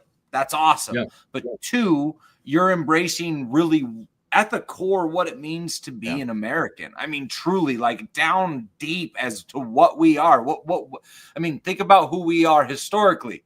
We spit in the eye of everybody and we put a gun in their face. I mean, that's really what an American is. I mean, at the end of the day, that American exceptionalism was because we were arrogant enough to go screw yourself. That's not what I want. Yeah. And it a lot of times was done at the barrel of a gun, not necessarily always in the best of case, but it is kind of how we do things. I mean, so if I see that 18-year-old Zoomer and he's got a pistol and it's been Gucci'd out, as you said, Sean, awesome. Come to my class. Come on into my shop. Let's talk shop. Like this is cool. This is great. And it's what everybody should be doing. You know what the next question you should ask that kid is not now you, Blake, just as a general thing. When you see that kid who's got that thing, like, hey, did you do it or did someone else do it? Yep. Yeah. Oh, if you didn't do it, you should buy another one. Do you have any idea how fun it is to put a gun together? Yeah. It is completely probably a male thing, right? But like building a firearm and then going and shooting it is its own experience. And I didn't experience this until probably, I don't know, 8 or 9 years ago. But like when I did it the first time and I showed up to the range and I fired my own P80, I was like, oh, that was cool. I built a gun in my basement. Like, all right. I didn't think that was a thing, right? And then it is a thing, though. It is a thing that exists. And now as someone who gets more involved in my own stuff, like I'll take stuff, I'll swap triggers out, I'll do this and that.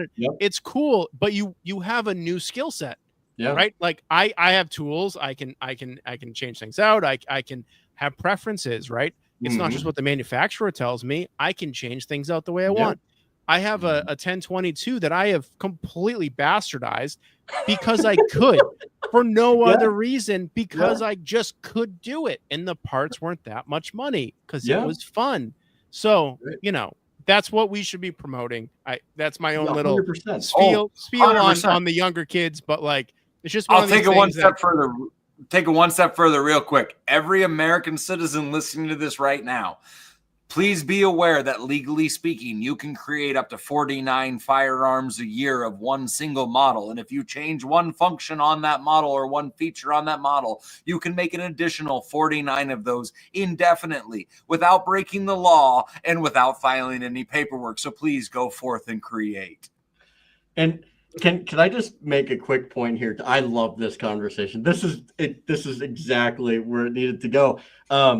Blake, you and I have talked about this before, and I think we also had this. We've had so many conversations between you and me and Mark. I've lost track, but you know, there's one of the funnest things that I like, and it's not even really, it's not like any type of like machine or functional modification. But if whoever's watching this, if you've never experienced a can of Rust-Oleum and a can-do attitude, I'm here to tell you, man, like it, what you think looks like shit in the end of the day might actually be one of the most effective camo patterns because it looks like shit. And you know, you can use netting, you can use all different types of things, and the great thing about it is it doesn't have to be perfect, man. Who doesn't have fun with spray paint? Yeah, dude, Honestly, it's like yeah, if you want to, yeah, and the crazy thing of it is like they are really kind of a canvas. If you want to have like that anime girl on your gun, because that's what some people are into, then go ahead, dude. You know, like if you want big boobies on your AR, then more power to you. I don't care. Right. If about $850, I'll give you the biggest titties you want.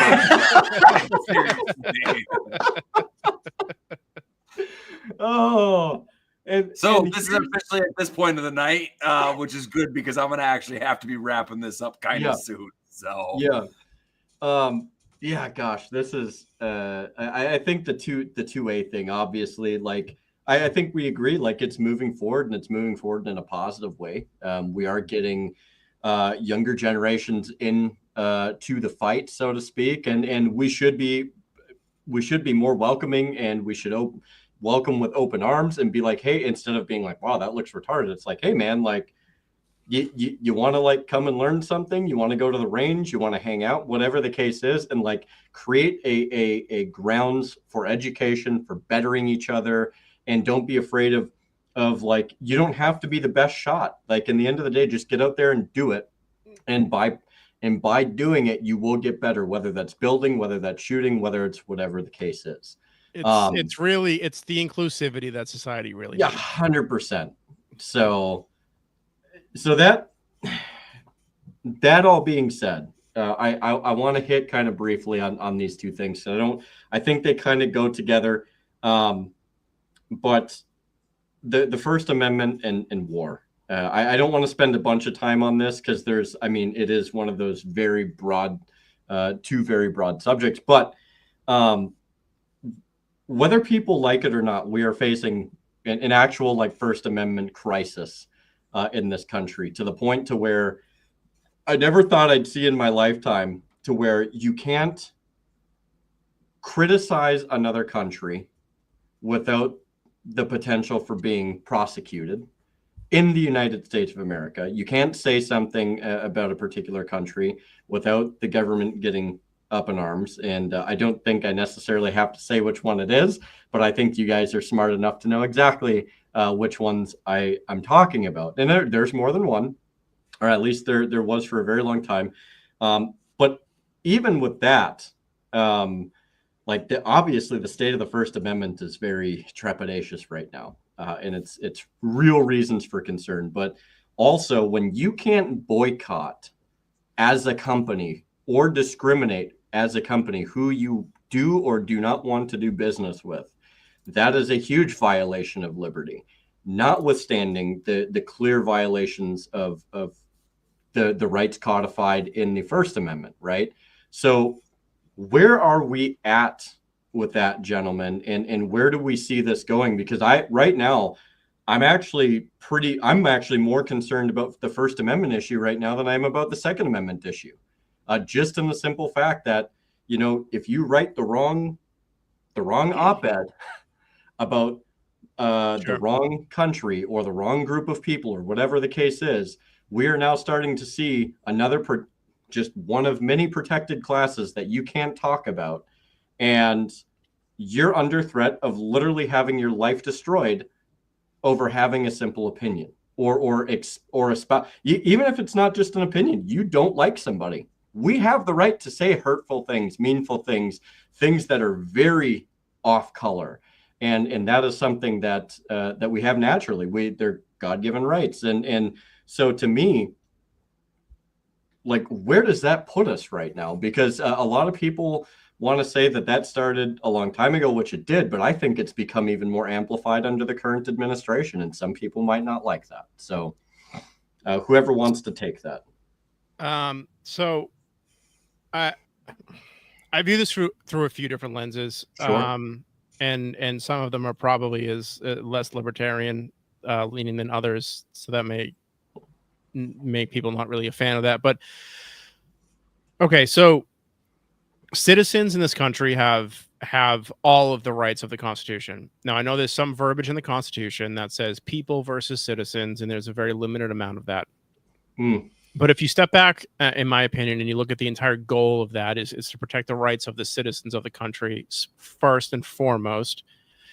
And if you look at the way you can infiltrate and affect the economies and the societies and cultures and just the population of a group of anyone in any country globally, you could do that pretty easily if a country basically says that anyone can enter our country and do whatever they want, and they can, instead of covertly subvert, you can openly subvert. So what I first take issue with is states declaring, which I just brought it up. There's 36 states in this country that say that you can't boycott the one particular country that you're alluding to. Yeah, that's a problem. You are, in my opinion, violating the rights of those companies, those owners of the companies, the people in those states to boycott those particular companies. I don't think there should be any laws in the books that also specifically highlight one particular group that says you can't do things against that one group.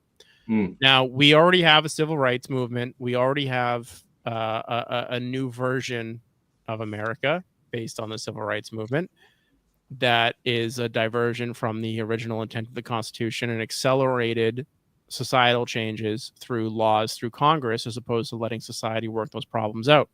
So when it comes to the citizens of the country, I truly believe the citizens of the country have a right to speak their mind about whatever the issues are.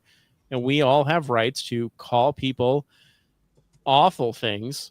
But the understanding needs to be people may not want to do business with you or sell to you or remove you from their establishments if you do certain things. That is the check and balance. It's a societal check and balance. The people that don't like a societal check and balance want more control. So while I wouldn't agree with people saying certain things or acting in certain manners in public, they still have the right to do it. That's the whole point of this entire process. Once the government steps in and stomps those rights out and favors one group, it's a modern day Streisand effect. It makes it worse. It doesn't make it better. It makes it much worse. Yeah. So in my opinion, it's different for citizens versus people that have come into the country. And that isn't going to be popular with some people. Yep. But I don't think you should allow again, this comes into what the founders may have envisioned or not envisioned. The concept of a color revolution wasn't a thing when the founders enacted the Constitution. And everything should be founded in what the citizens are able to do of the country. We don't have a global constitution. We have a U.S. Constitution. So where my take is on it is there are limitations to what people that come into our country are able to do. But there are also limitations on how much tyranny the government can impose on the actual citizens of the country itself. Yes. So there is a balance there that's supposed to take place. And most of the issues we honestly have are when the government steps in and requires adherence to their laws that are not in line with the Constitution. Sure. So yeah, I'll let that go from there. Yeah, right on, man. Over to you, Blake. Well, that's kind of one of the things. I am really of the opinion that you should allow anybody to say anything that they want to, no matter how egregious it is, because it is within that life, that public sphere, that if a concept is not viable, then it can be combated and destroyed. But yet, if we let that concept be pushed and relegated to the shadows, then it festers like a cancer and it cannot be addressed. Yeah. All right. So I think that if you know, like you're saying, the country that you're alluding to, if this is really a desired goal, if this is actually the mentality of the nation to pursue this and to protect this entity, all right, well, then we should have conversations openly about it, because it's the only way that a good idea can survive is in the light and through rigor. Yet if it really doesn't stand on its own, then why should we protect it? Right? It's the same kind of thing. It's the concept of too big to fail. All right. Well, too big to fail led us to the 2008 collapse that, you know, caused most people to lose the vast majority of the wealth that they had accumulated and redistributed it into that top 1%, as Bernie like to says. You know, so that's the thing, is if we really want to be honest, at the end of the day, we have to have these difficult conversations. Yes. And we have to be willing to entertain every aspect of those difficult conversations, even if the words are offensive, if they're mean, if I don't want to hear them, if they make my feelings painful. It doesn't matter, right? It really genuinely doesn't matter. At the end of the day, I don't give a shit about your feelings. I really genuinely don't, okay? What I care about is the crux of the matter. It's really the core of what we're talking about. All right. And if you go home and go, oh, that Blake guy was real mean. All right. But if we still got to accomplish what we need to get accomplished, I don't care. All right. And that's really what a lot of this is today. It's your fifis have been hurt. And whether it's from that one particular nation in which we are all alluding to, yet in the same breath, or too scared to say, if we're being completely honest, to a certain capacity, or if it's that group of a certain color that is marching on the street and picking up the bricks that just so conveniently find themselves on the street corners of important protesting areas, or whether it's that certain group of individuals that likes to mutilate their body in certain fashions to dictate that they are a different gender than what they truly are. And we shouldn't be scared of these groups. We should meet them on the open field of intellectual battle and have discussions with their ideas and have these skirmishes openly and freely. Because if your ideas cannot exist within the open framework of conversation, then they don't deserve to be viable opportunity or viable concepts that are entertained by the general populace in the first place. But it's by having these conversations openly that we can actually crush these concepts. And that's the beauty of the First Amendment. And when the First Amendment's been so undermined that we can't have these conversations, then thank God we have the Second Amendment. Yeah. And, you know, this discussion, I think, actually segues into the final point where we can kind of put a bow tie on this, right? To where the realm of war is becoming very unpopular amongst many people. It's very popular amongst, you know, the statists and the neocons and the authoritarians and the tyrants of the world. Because honestly, their pocketbooks depend on it. If we're being completely honest about this, they need war to have their 16 houses and their 20 cars, et cetera, et cetera. But in the end of the day, I have found that a lot of people, even some of the people that were some pretty strong advocates for it, are becoming very tired and very weary of going to war. And I think this degradation is not necessarily a bad thing. It is a proper direction, because you're starting to hear more of the conversation of, we need to isolate again. We need to draw back. We need to minimize. You know, this is, this is a situation where I think when it becomes difficult for you to speak, that voice against war becomes a little bit more contended, right? It's not allowed as much breadth as it needs. And especially when we look at the onset of Ukraine and Russia, look at how much they tried to censor people from saying, like, no, actually, like, I hate to say it, dude, but there's some things going on that everybody's ignoring. And for whatever reason, I'm not allowed to say this because it's the wrong opinion. Like the more inconvenient videos of people literally being kidnapped off of the streets in Ukraine and shoved into a van. And then you see some of the videos after they're brought to the recruitment centers, which are really detention centers. And they beat these people, throw them on the front lines, and with no training, no nothing.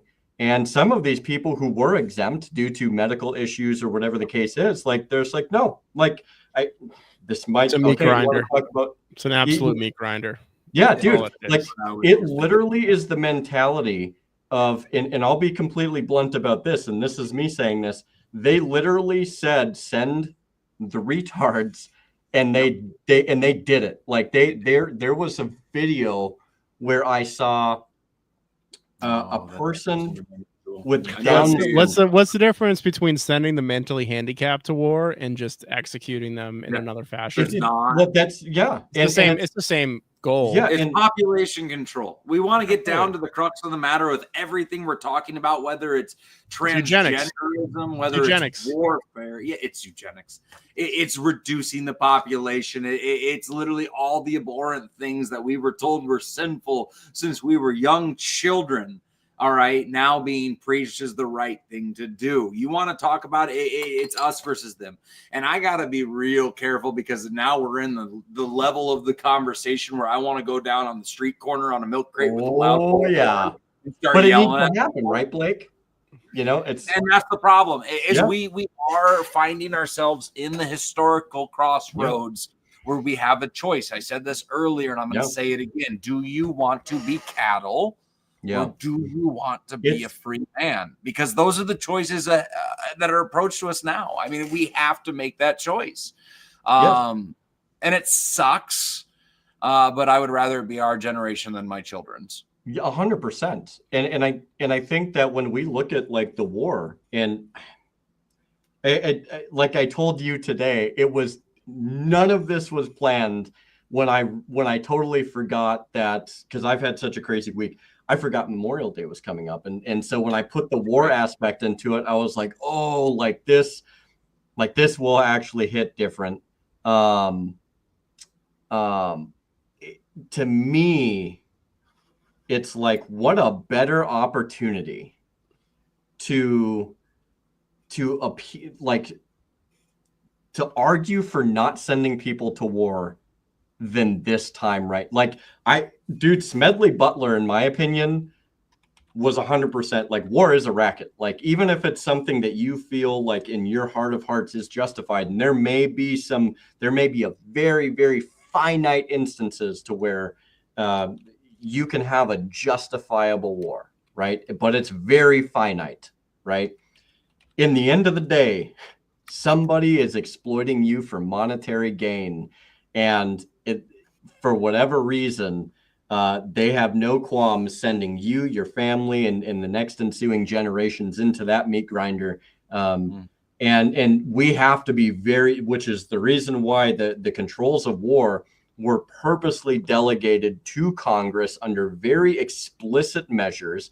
And when you go back and you look at what was construed as an act of war by the founders, it actually had no metric. They literally defined it as any aggressive action against a sovereign and a group of people or a nation is simple or as minute as a bullet, even, but it's an aggressive action nonetheless. And if there wasn't bullets, it was your bare hands or whatever. That was their definition of war. You are committing war. So all these people that have these exceptions and, oh, well, it's under this code or whatever, this and this and this and this. It's like, yeah, but it's still war. Like, our founders saw this specifically as war, and they saw the dangers in it. So if you're going to commit to war, you better damn well be ready and fundamentally understand what it is you're going to kill, murder, die for, and condemn the next generations to having to deal with that, whether it's them dying or them having to deal with the ramifications down the road. And look, I think there is a general tone to where a lot of us are maybe it's not the appropriate way, but like anti-war. Like, there are so many things that we should and we definitely should be doing before we get to that point. And so many of these things require diplomacy. And I will say, for some of the things that I disagree with, I think it's Witkoff. Witkoff is probably the most overworked guy right now. And I don't agree with him on everything, but he's trying. He's actually trying to broker some semblance of peace, and he's been given a monumental task that is way more for one individual. And then you have the Rubios who can't even figure out their way to the car in the morning, and is the most inept little turd, in my opinion, that you could even send to try and negotiate. Like, that's the guy you send to negotiate with the Russians, and you think they're going to take us seriously? Like, give me a break. But I digress. So real quick, I hate to interject here after your point. I'll let you guys get on this, but I'm going to go say goodnight to my kiddo. Yeah, man. I'm going to read him a book real quick, like we talked about earlier. And I'm going to kiss my wife goodnight because she works overnight shifts. And she's got, well, actually, no, she's working daytime shifts when she normally works overnight shifts.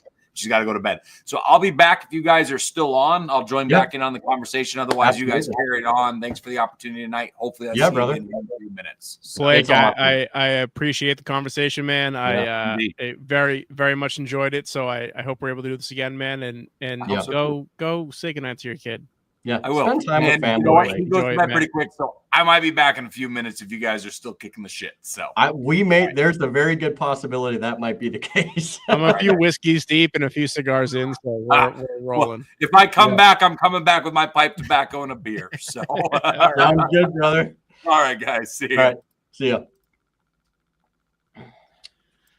Yeah, man, where to start with that? Yeah, I know I kind of put a lot out there. So no, you did.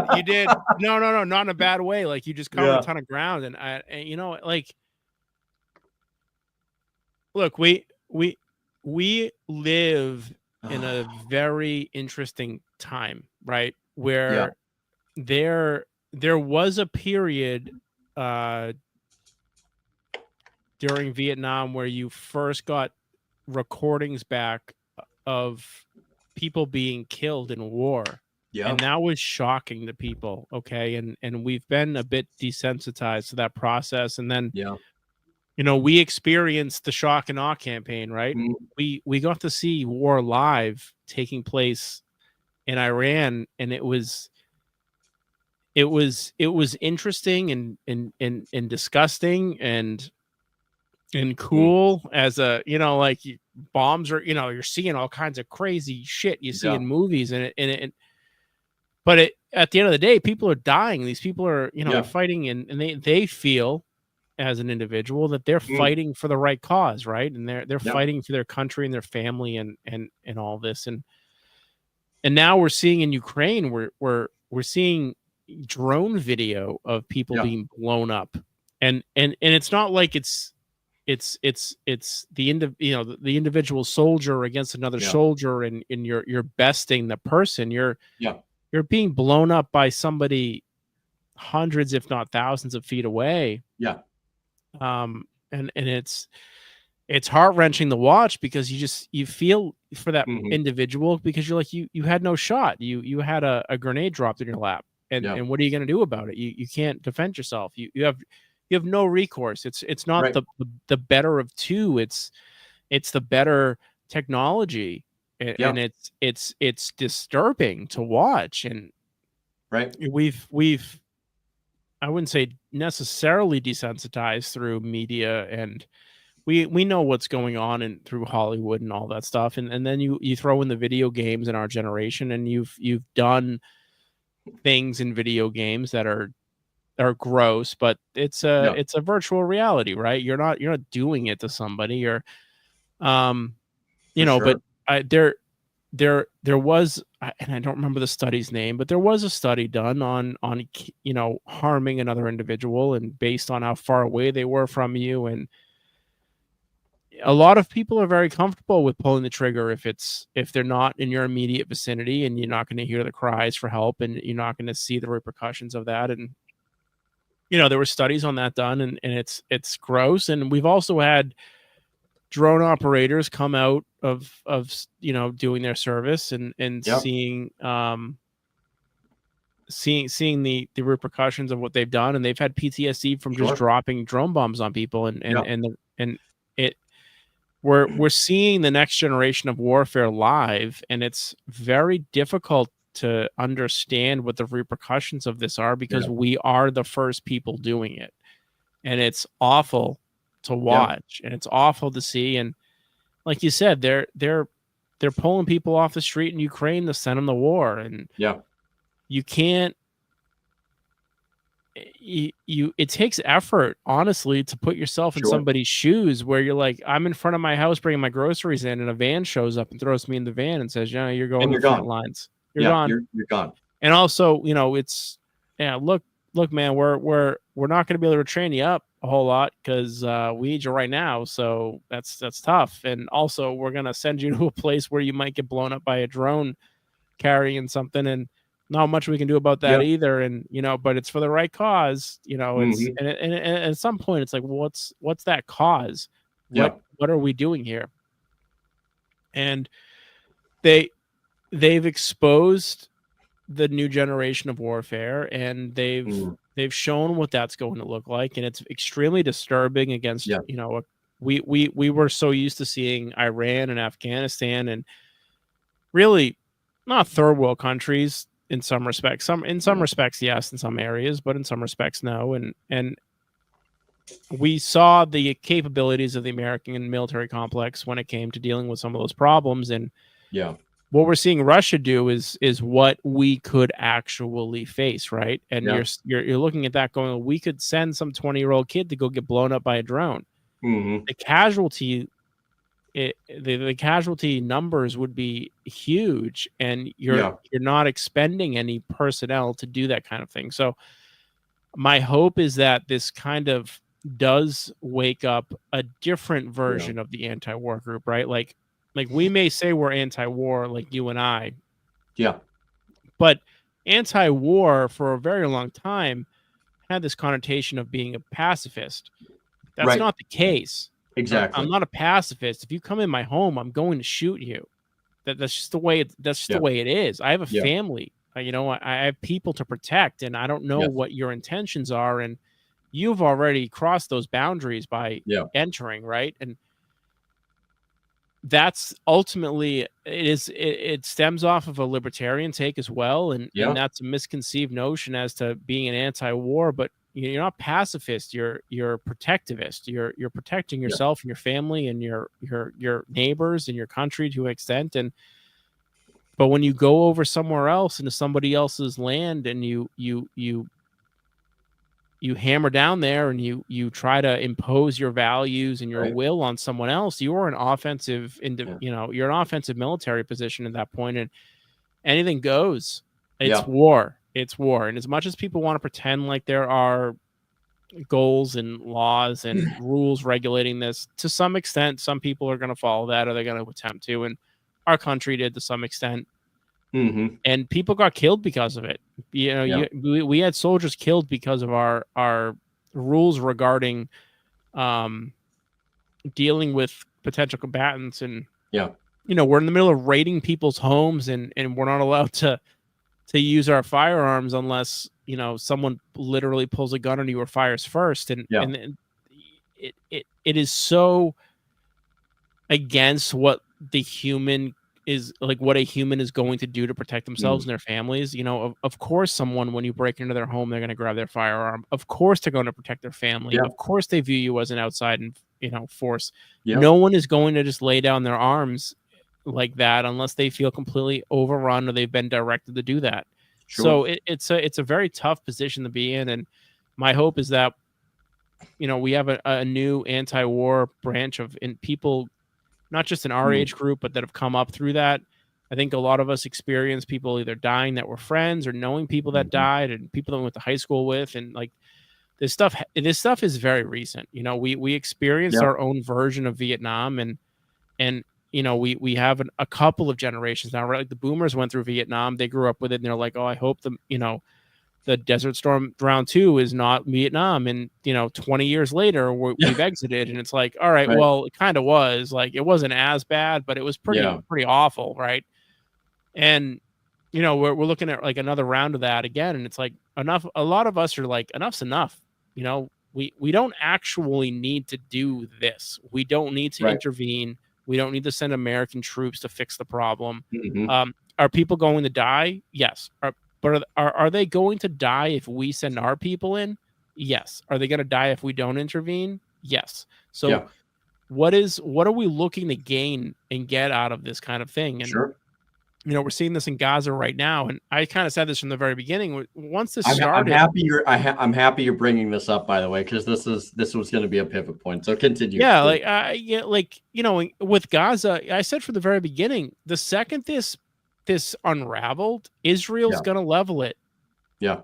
And if for nothing else, we can claim, that Hamas is there, or we have anti-Israelis, and we have to stomp it out, and all these other arguments. But at the end of the day, it is cheaper. It is cheaper to blow up beachfront property than it is to bulldoze it. Yeah. It's just the way it is. And we might want to pretend like we have a say in this kind of thing, but people with a lot of money and power are interested in specific sets of land for specific sets of reason. Yeah. And it's not worth sending people and killing our own countrymen for these kinds of things, because they don't actually benefit us. The Middle East doesn't benefit America. It benefits Europe. It benefits allies. Yeah. It benefits the energy and things like that for those groups. But ultimately, we could be very self-sufficient in our own hemisphere. And we kind of are if people take the guardrails off of some of the stuff we're doing. Sure. We could be very independent, and we probably should be, and lending a hand when we need to.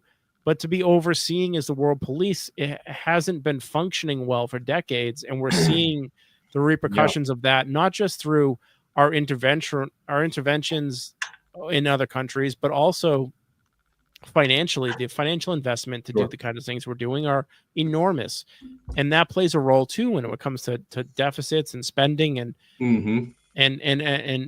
the value of the dollar and what we're perceived as on the world stage. And trade is a benefit, and that Trump isn't perfect in a lot of areas, and I there's plenty of stuff I disagree with him on, but positive trade versus war, it does benefit everybody, and it kills less people.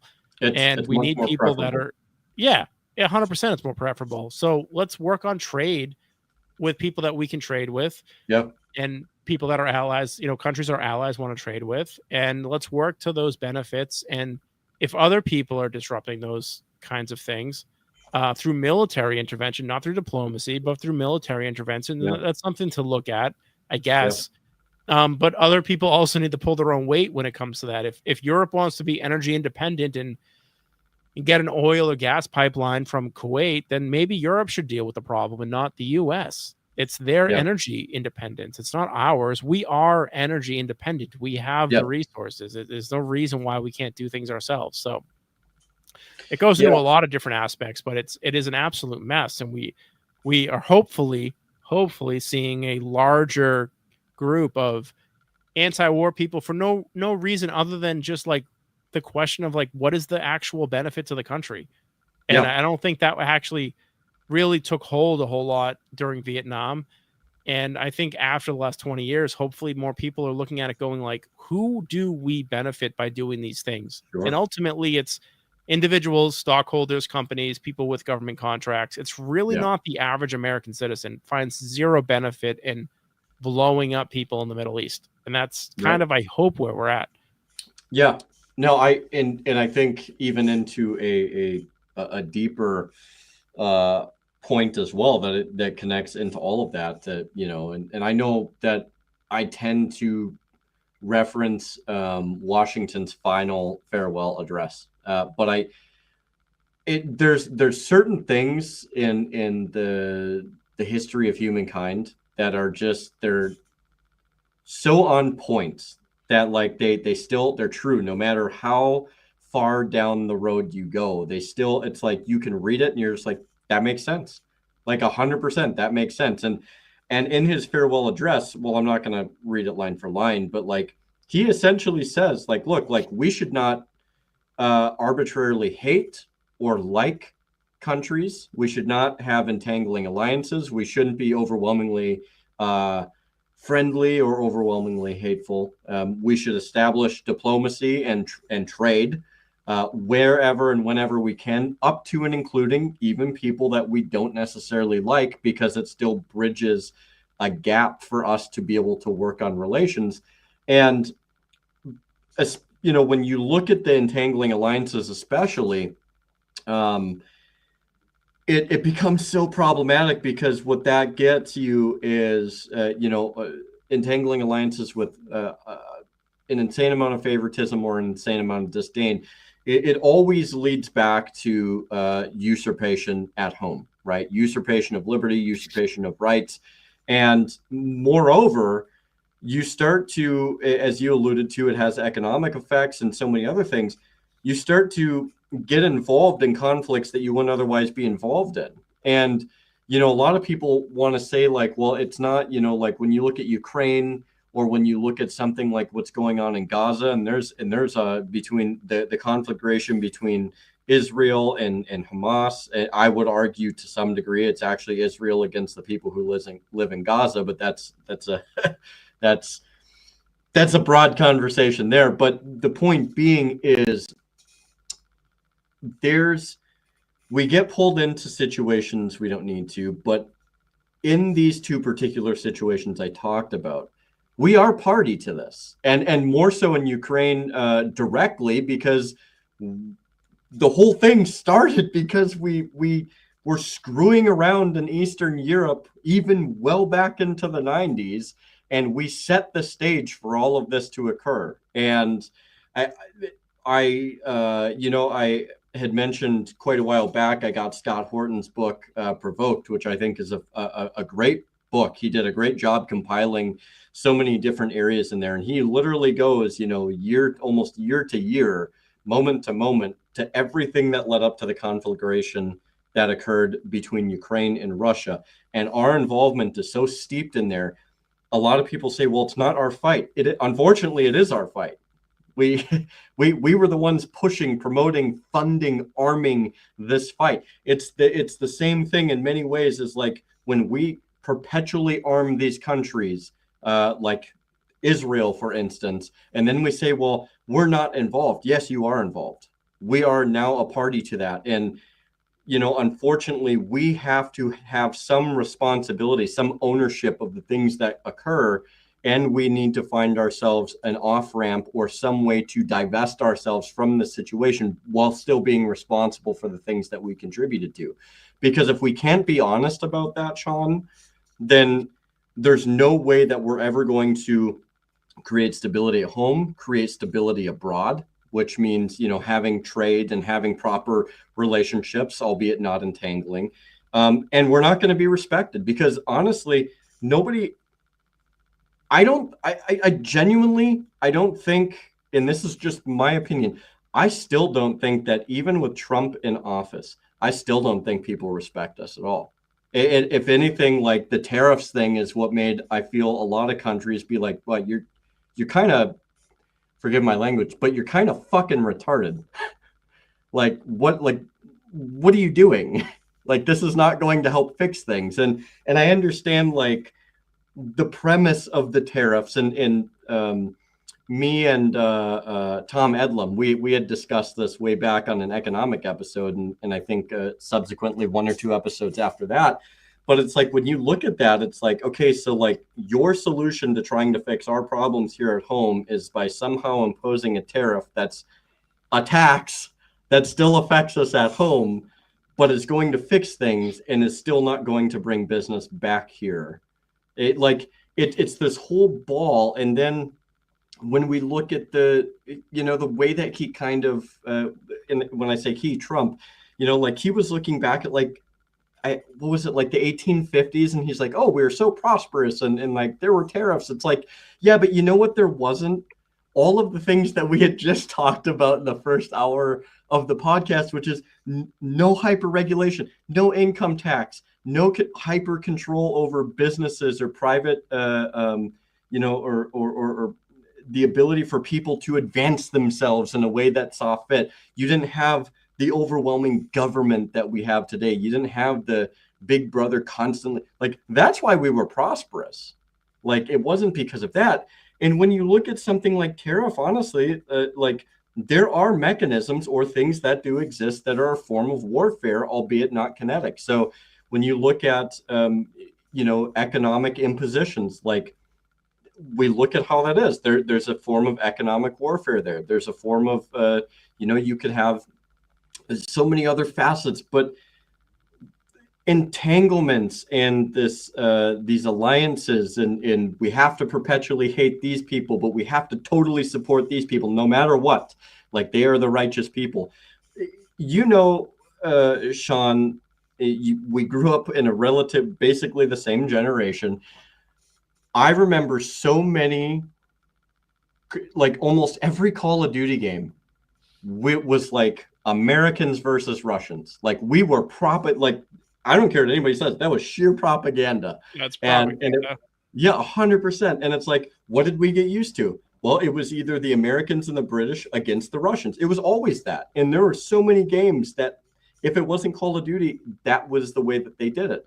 And with the outlier technically being Battlefield, because they went from Russians to the Chinese, but I digress, right? Like they were molding people to get used to the idea of like, this is who we're going to fight. And I think when you look at the grand scheme of things, one of the other dangerous things is like the United States, unfortunately, has a terrible knack of looking back and they're like, hey, like we did really good here. And we're just going to like continue to ride the coattails of our best victory, which was like World War II, right? Like that was our standing point. And we're just going to assume that we're still like that effective all the time, 100%, even though that, and I will argue this against many people, we have not seen a true near peer enemy on the battlefield in a long time. I know that there's people that disagree with me on that, and that's fine. Like there's room for disagreement, but I will say that regardless of what side you fall on, the Russians, through the whole conflagration between them and Ukraine, have not only adapted, they've innovated. Their industry has like tripled, if not quadrupled. Their ability to not only prepare for war, but to continue steady reserves is insane right now. And they have probably the most experience of any major nation in a kind of conflict that we've never seen before. Our fathers or grandfathers are the closest things to have seen anything like that.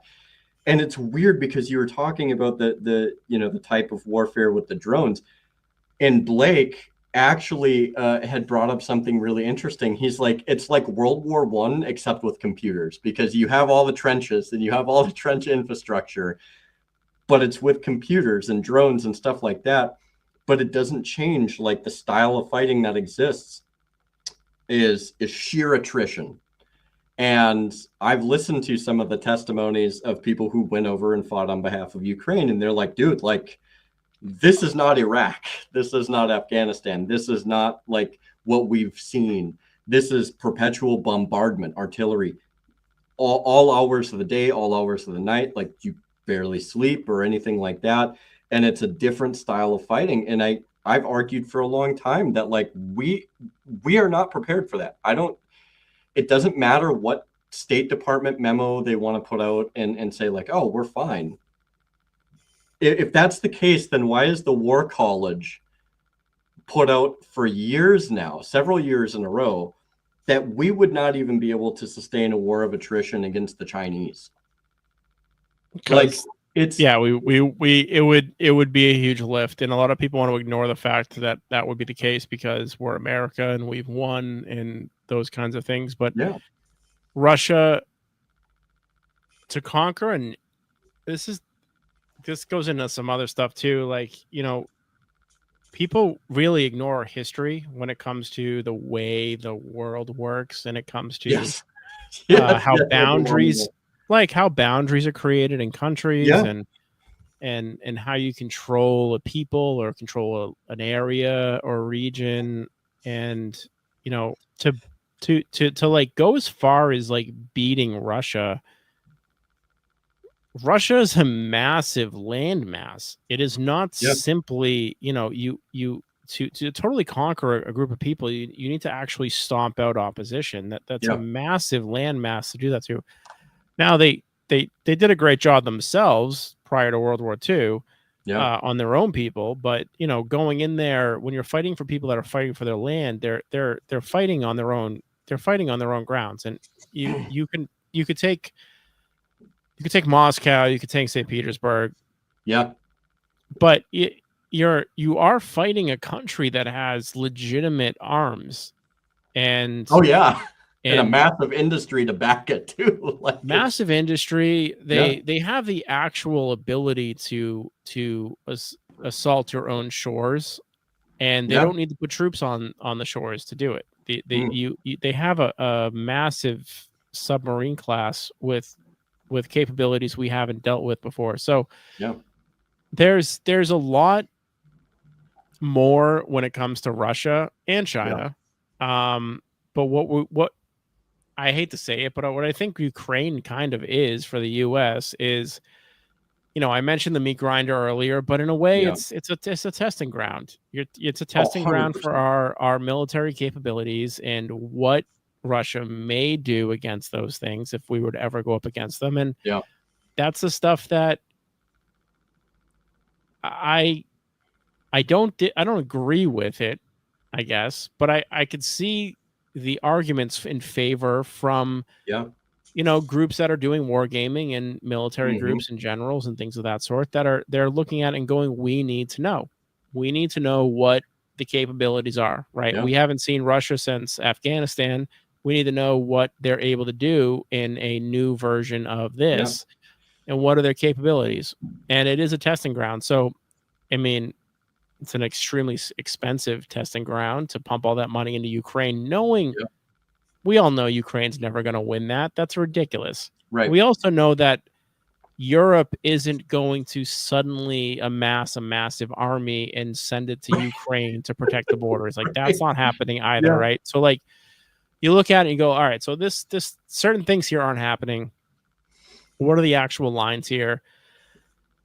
Russia has X amount of land that we will allow them to control without a large scale war. They want more land across the Black Sea for trading purposes. They want pipeline access. They want a few things that benefit them economically. So, what's the end goal here? France, nobody really cares about Ukraine. Okay, Ukraine's been fought over for centuries. It controls an enormous amount of food, which is a huge benefit to Ukraine. And at the modern level, it's a very corrupt government system. So you're able to do all kinds of stuff there, which you wouldn't be able to do in your own country without whistleblowers and all kinds of things. So there's a lot of stuff you can do in Ukraine. It's more of a playground for these people that want all kinds of things to happen. But they don't want to do them themselves. They want to let somebody else do it. So it does benefit the military industrial complex. It benefits a lot of people. Again, this is like the layers of the military industrial complex is siphoning money from the U.S. taxpayer.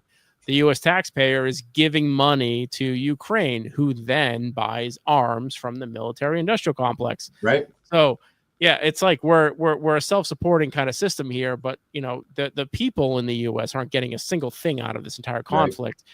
We are getting a military experience to some degree. We're able to draw some lines. We're able to see what Russia's capable of, which in some areas it does matter when you're looking at geopolitical, politics. Look at the politics. You look at the warfare. We don't currently have the same thing with China, but it wouldn't surprise me if we did at some point in the next 10 years, if something erupted and we just funded a war because we want to see what China's able to do.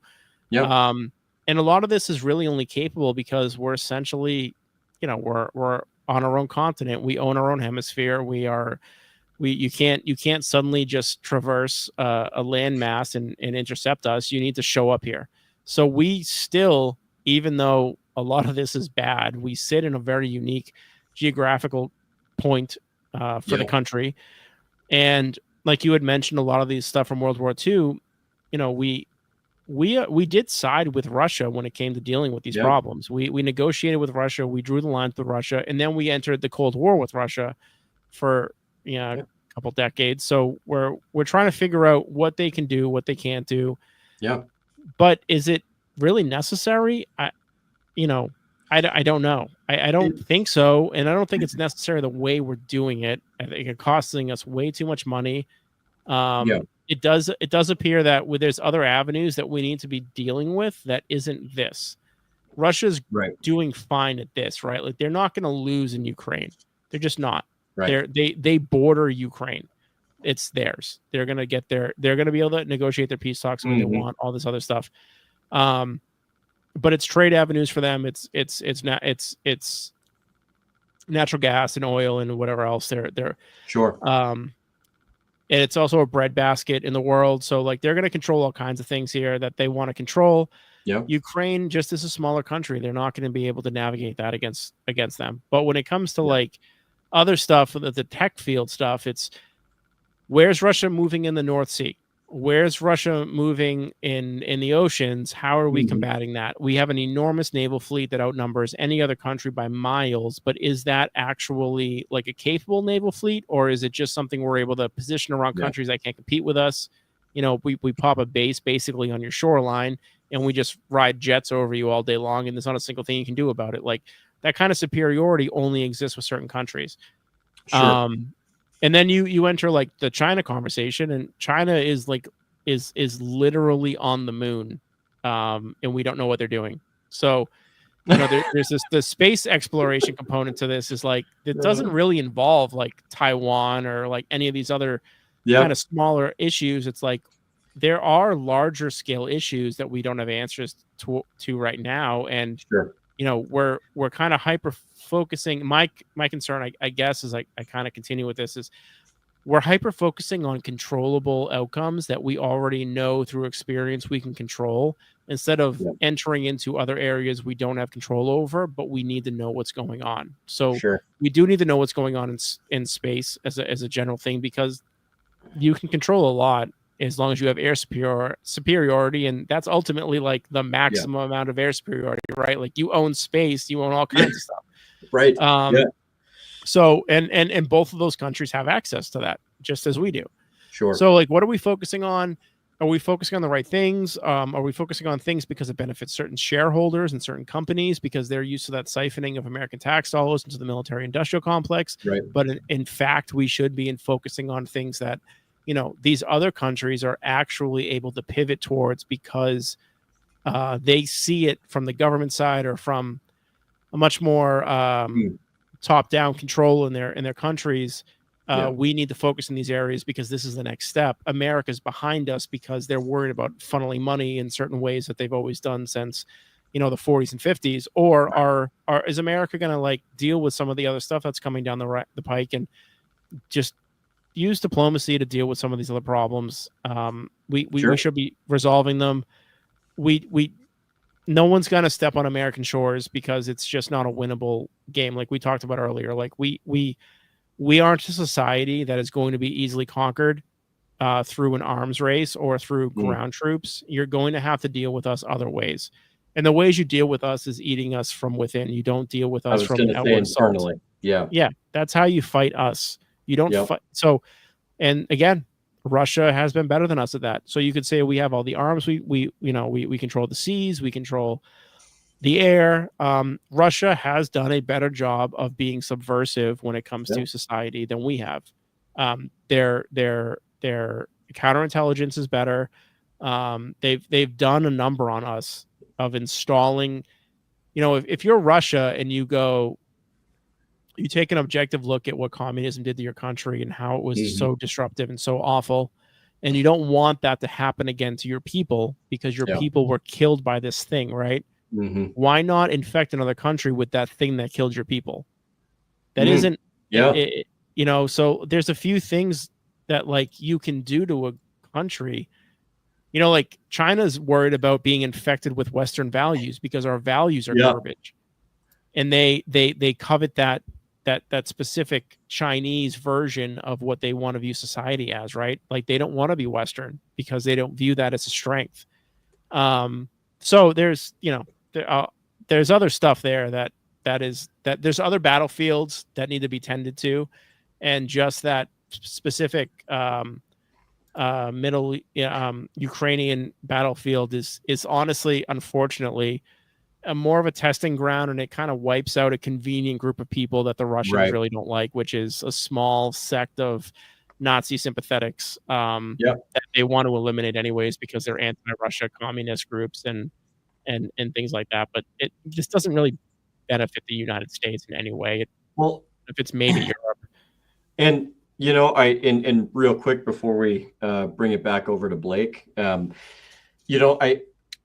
feel like this conversation, especially as it pertains to Russia and Ukraine, is like been so taboo for Americans, because it's like if you even allude to the fact that the Russians might actually be capable of doing something, you're just immediately just like, oh, you're a sympathizer, you're this and that. It's like, no, actually, it's actually evaluating certain things and being like, okay, like they can do things like we can do things. And in the end of the day, like, I think, and if we can't step back and recognize the fact that they are dangerous, like we are dangerous in many different ways and in their own ways too, like you're just setting yourself up for failure. And when I look at the military situation with our country in particular, one, I'm personally in favor of, like, we 100% not only need to go farther with the two-way thing in broadening that, as we talked about earlier, but we should really be incentivizing, like, hey, like, get together, form, like the small groups of capable men and women, and create, more of these militias and these, the Minutemen type of contingents, because they can augment the military and in the things that maybe they don't need to be involved in. And some people might say that's the National Guard. Okay, fine. I still think that the average person still has a role in that contingent. That's my personal belief outside of the National Guard, because I feel like that was 100% of the intent, even aside from an established military. So when I think of that, it's like, okay, let's not only draw down the amount of military we have, right? But what you can do then is, if you downsize a little bit, you can now put a lot more time and effort with less money into getting more effective training, to get a more lethal fighting force, to be capable of addressing a number of different threats. You now have the augmentation of the Minutemen contingents, of people getting together, preparing, training, doing the things, like the old civil defense programs. And I've kind of thrown that around, I think, even in ALC, because it's intriguing. There's a lot that we can do there. And to me, the whole premise for having our capabilities militarily was so much laid on the idea that we are not an expeditionary country. We are not to get involved in foreign conflagrations. We're not to get involved in entangling alliances. We have the military ability to defend ourselves, and ourselves exclusively, unless, of course, there is a threat. And this is a very specific thing when you look at how the founders came out with it. When that threat meets the threshold of the criteria to where we have to go on the offensive, but then if we do, we have to do it decisively, intensely, and then come back home, and not to have a protracted conflict. But there's very, very specific criteria for that. We're always meant to be defensive in nature. And so I think it's very interesting when you start exploring the subject of war, and how whimsically I feel that we just toss our own people into the meat grinder, because it's every bit as much of a meat grinder for us as it is anybody else. I don't care what anybody says. Like, people dying is people dying. And what a better way, in my humble opinion, what a better way to honor the people that have given their lives, regardless of what the intent, what the whole purpose of the war was. Like, they still died. Than to say, hey, we don't want more war. We also want to change the way that we go about war. And we want to change the parameters of how we conduct ourselves in war and stuff like that, to where if we have to do it, we know that we can do it effectively. We know that we can do it intensely.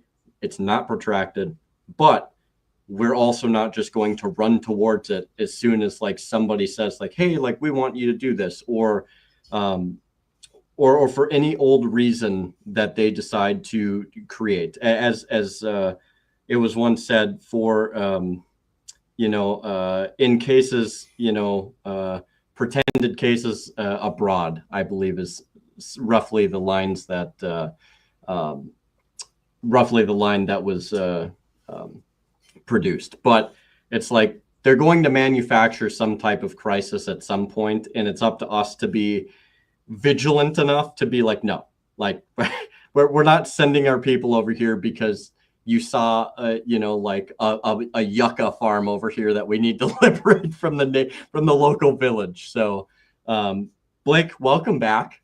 It's great to have you back. What are your opinions pertaining to war, our involvement, and some of the conflagrations that unfortunately we are involved in? Well, I want to touch on a couple of things that you said, Jeremy. One is, first off, a viable civilian defense force, i.e. a militia. Never going to happen. Never going to be allowed, because that is under the pretense that it's a healthy civilization that desires their people to benefit and to be able to protect themselves. So first off, never going to happen. The allowance of a openly militia training group that is very upfront about what they want to do and why they want to do it will be absolutely squashed by the federal government, and they'll do it overnight because they can't allow that seed to be spread. The issue is the U.S., specifically in the form that it is today, does not want an isolationist nation that can defend itself and not be an expeditionary force. They want to be an expeditionary force, and what's more is we want to be an empire. And by doing so, blood and soil, we must spend our blood for that soil. And the more blood we can spend, yes, that's actually a benefit, because less to go around, right? So, or more to go around, rather. So I think the issue that we're up against here is it's the kabuki theater of the entire globe. It's all of the nations playing against each other. The testing grounds of Ukraine is in fact a testing grounds for the next generation of warfare. There's no question about it. But who dies and who wins is completely irrelevant to the point of why the testing ground exists. And that might be a relatively cynical view that I'm taking right now, but I'm of the opinion that I don't really think governments matter anymore.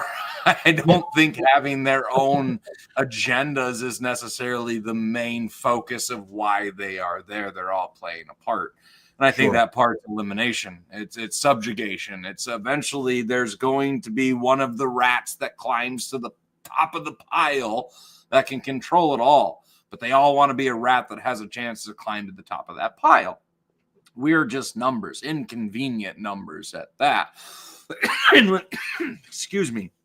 And when we have concepts like civilian defense forces to be able to protect our own boundaries and to be able to defend our own environments and our own populaces is completely detestable to the very concept of what they're trying to achieve. So I think we're now in a time, and I talked about this on Thursday night on Mark's podcast, but I think we're at a time now where war has evolved to a new state beyond that of the kinetic state. Kinetic's a happy byproduct of what the end goal is. It eliminates the lives, right? But it's not what the goal itself is. The goal now is that every single human being on earth becomes that weapons platform, that their mind is this fertile ground to propagate new concepts and new weapons in, to be able to direct into what your end goal is. And, as much as I hate to say it, and I am a bit of a sci-fi nerd, so I have a tendency to kind of lean towards concepts like this, but their end goal, I do believe, is some kind of a Borg state or some kind of a controllable state where humans are this malleable clay that can be made into whatever they want to. You need 10,000 people to go work that farm specifically for that amount of time. Well, great. Flip a switch, and those 10,000 people that you already predetermined will go work on that farm will go work on that farm. All right. You need 5,000 people to go work in the factory. Well, great. That's what we need. And that's the ultimate goal of what these population or of what these groups are trying to move towards. Yeah. And maybe that's super dystopic. Maybe that really is the concept of Brave New World, But let's be honest about who the writer of Brave New World is. Huxley himself was the brother of somebody that was literally part of the original founding members of what now has turned into the United Nations. So, I mean, these are concepts that have been pushed for time immemorial as far as the modern world's concerned. We just now have the technology where these are actually feasible things to pursue. Do you think, I would argue that's already happened. I think that we've already entered that. We've been in there for about a decade now. When you introduce, it's not the idea of social media as in like social media as a connecting network between individuals in the country. It's more of, what our phones have become are, you guys will be able to understand this. If you remember back in like probably the late 90s, early 2000s, if you watched a movie, okay, and that movie had some version of mind manipulation, hypnosis. I'm blanking on the exact word that I want, but it's just mind control kind of concepts. It would be like an individual sitting in a chair with like a million, TVs in front of them, and they're blasting information at you, and it's confusing. It's rewriting your like system. The number stations almost.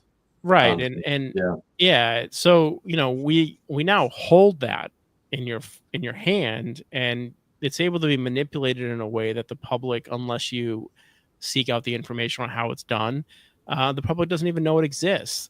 Yeah. So the concept of that, I don't think is sci-fi anymore. I think it's been instituted for a little while now, and it's you could flash, it was like a flashing image kind of concept, and you can flash images in front of people's faces now that your subconscious is going to pick up on, but your frontal lobe and stuff is not going to necessarily pick up on, because you're viewing, you're doom scrolling, you're doing whatever. So the control when it comes to the algorithms and things like that is a huge component to that. And I do agree that, the kinetic warfare is one aspect of what we have always looked at, and ultimately the end result of probably everything.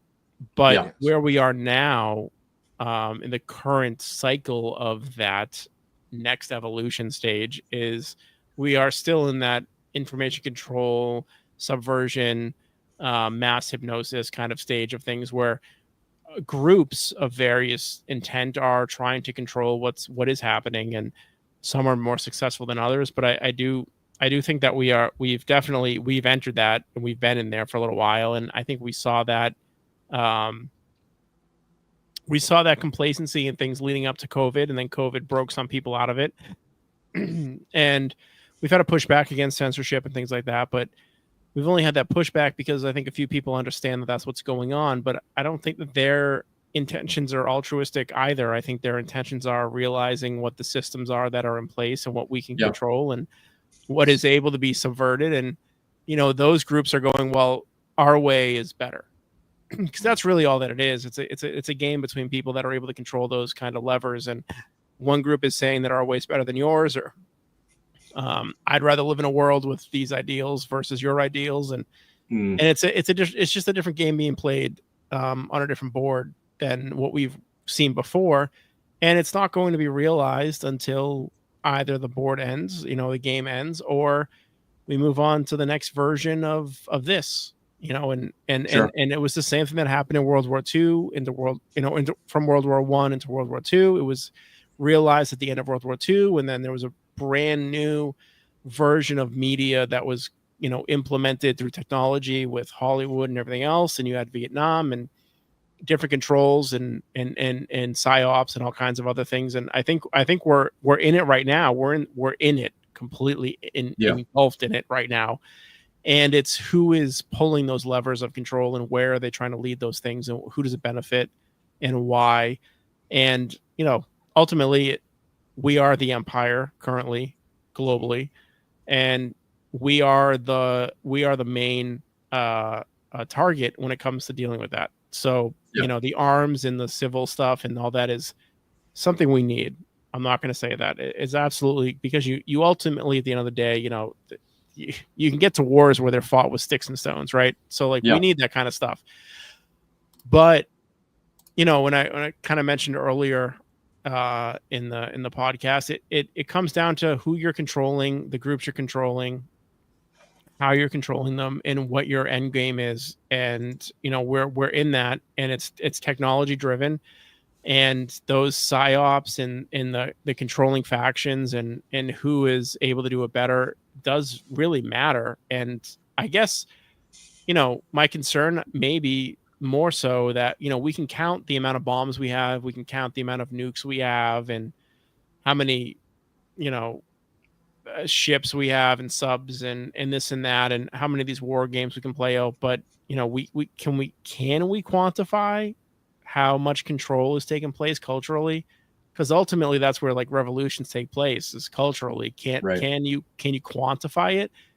I mean, maybe there's a group that has, maybe there's a group that's looking to do that. I don't really know, but that to me is the current gen war, is that kind of culture war aspect to it. And it's not necessarily culture, it's just a new version of what took place during the Bolshevik revolution, and then extending that to the response being a National Socialist Party, and then a response to that being what we see now is a Western democracy kind of unit, and who's controlling that, and it's very difficult to pinpoint exactly who's running the show, and or who's running what show, because I think there's multiple parallel shows happening at the same time. 100%. No, that I think you've hit that on the head. That's really where the new battlefield is, and we've kind of talked about this earlier this week, Jeremy. But it is that concept of reality crafting. Who can better create the world in which you perceive? And we're to the point now where every individual can have an individual reality that's been crafted for them by a third party. Yes. We're at the point now where you cannot trust your own eyes. I mean, we're seeing it with relatively primitive large language models actually being able to trick a significant portion of the population that, oh my gosh, did you see how this puppy waved and smiled at the camera? Like, come on, guys, it's AI. Like, I mean, genuinely, like, you should just be able to assume that this is what you're seeing. But yet, no, most of the population already is like blown away by something that's a very primitive form of a technology. So how many different fractured realities do you need to overcome another country's like society? How many, if you really truly break it down, each one of us, even in this podcast, have a very specific individual algorithm that is tuned to our likes and dislikes and things we'll even view, right? So how do you take that information and slowly move our individual over to Windows as to our versions of reality? And then if you take our reality as we have it just outside and on the internet, how much, what becomes your reality? Does it become the amount of time you live online? Does it become how much you talk to your neighbors and deal with the public in your town or your state or whatever? Like, where are the lines on that? And most of our discourse now takes place on the internet, which is essentially another world, dimension, whatever you want to call it. It is not the same as an interpersonal relationship with another human being. It's very disconnected, and that can be very easily manipulated. And you could accidentally even find yourself going down rabbit holes on the internet, algorithms that are sending information your way of things that you normally wouldn't even look into, but it slowly trickles in, and you're suddenly looking into things that you wouldn't necessarily be interested in, just through curiosity. And how do you even start to kind of deal with that kind of thing? And that maybe bridges also into raising your kids and just explaining to them, like, look, like, this wasn't even the way we were raised. This wasn't how it was when we grew up. We grew up within the system that we currently have now, and it wasn't always like this. So just so you know, like, your online presence is not reality. Eventually it could become reality, but it's good to know that there's a separation there. It is not what's actually happening. And many people in different kind of camps, political camps, view their online reality as the actual reality when they leave their house. And it's really not there yet, but it very well could be, sooner than we probably realize. And that's kind of the thing, is some people do view it as their hardcore reality. I mean, so we are in that transitionary phase to a new epoch, if you will, of how we view the world, and technology is inherent to that. And to that point, when I eventually have this conversation with my sons, I'll set a laptop down or a phone down, and I'll set a pistol right next to it, and I'll go, what's the difference between these two? They both have the capability of destroying your life. They also both have the capability of protecting your life. It's a tool, no different than anything else, right? But when malevolent parties wield this tool into the capability that this tool is already illustrated to the world, my gosh, the power that can be commanded. And not to mention the breakaway speed in which we're developing these technologies, advancing these technologies, and changing the world. I don't think the general populace has really come to terms with how powerful some of these, even just advanced search engines are that we're working with, known as large language models, or AIs, quote unquote AIs, right? So when those become adapted by the general public for everything, we're looking at putting training an LLM in our shop right now to be able to take up the position of a secretary, because why not? Like, for less than $2,000, I can build the hardware and basically build a digital secretary that does a better job more consistently than anyone I could pay $40,000 a year to do. So why wouldn't I do that, right? So when we can build something that's so capable in that perspective, and I can do this on a shoestring budget in my, I don't know if you hear my cat back there right now screwing around. Sorry about that. But on a shoestring budget in my little tin shop that I'm working in right now, with a little bit of elbow grease and know-how, what's a real capable group actually able to do? Like what level of prediction is actually possible? I mean, are we actually looking through the looking glass now? Like, truly. And I'm not meaning that in a flippant statement. Are we actually viewing through the looking glass? Is that something that humanity is capable of? How accurate can we predict the future? How accurate can we predict what one individual may well do? And when we can get that above 51%, oh, God help us all. And I don't think we're that far away from it right now. Like, no, we're not. We're not at all. Yeah, we're rapidly approaching a nexus point to this very thing at this moment. And if that's the case, I mean, God forbid we can actually upload our consciousness into the net. Then it's all downhill from there. And I mean, that's the thing I don't think people really realize, is the level of like reality and science fiction are absolutely intertwining right now, and faster than anybody ever predicted. Whether it was Asimov or whether it was Philip K. Dick or whether any of the greats of science fiction would have never expected by the year 2025, we would literally be dealing with the singularity issue right now. So we have a lot beyond even just government control to take into consideration. Tools that they're developing are unbelievably powerful. And what's really concerning is when they're putting out even these base models for free for you to use in any way, shape, or form that you want to utilize. You got to ask yourself why. Why are multi-billion-dollar industries putting out their research for free for me to use? Well, it's because you're training it. You're helping it to become more powerful. You're helping it to become the Oracle of Delphi.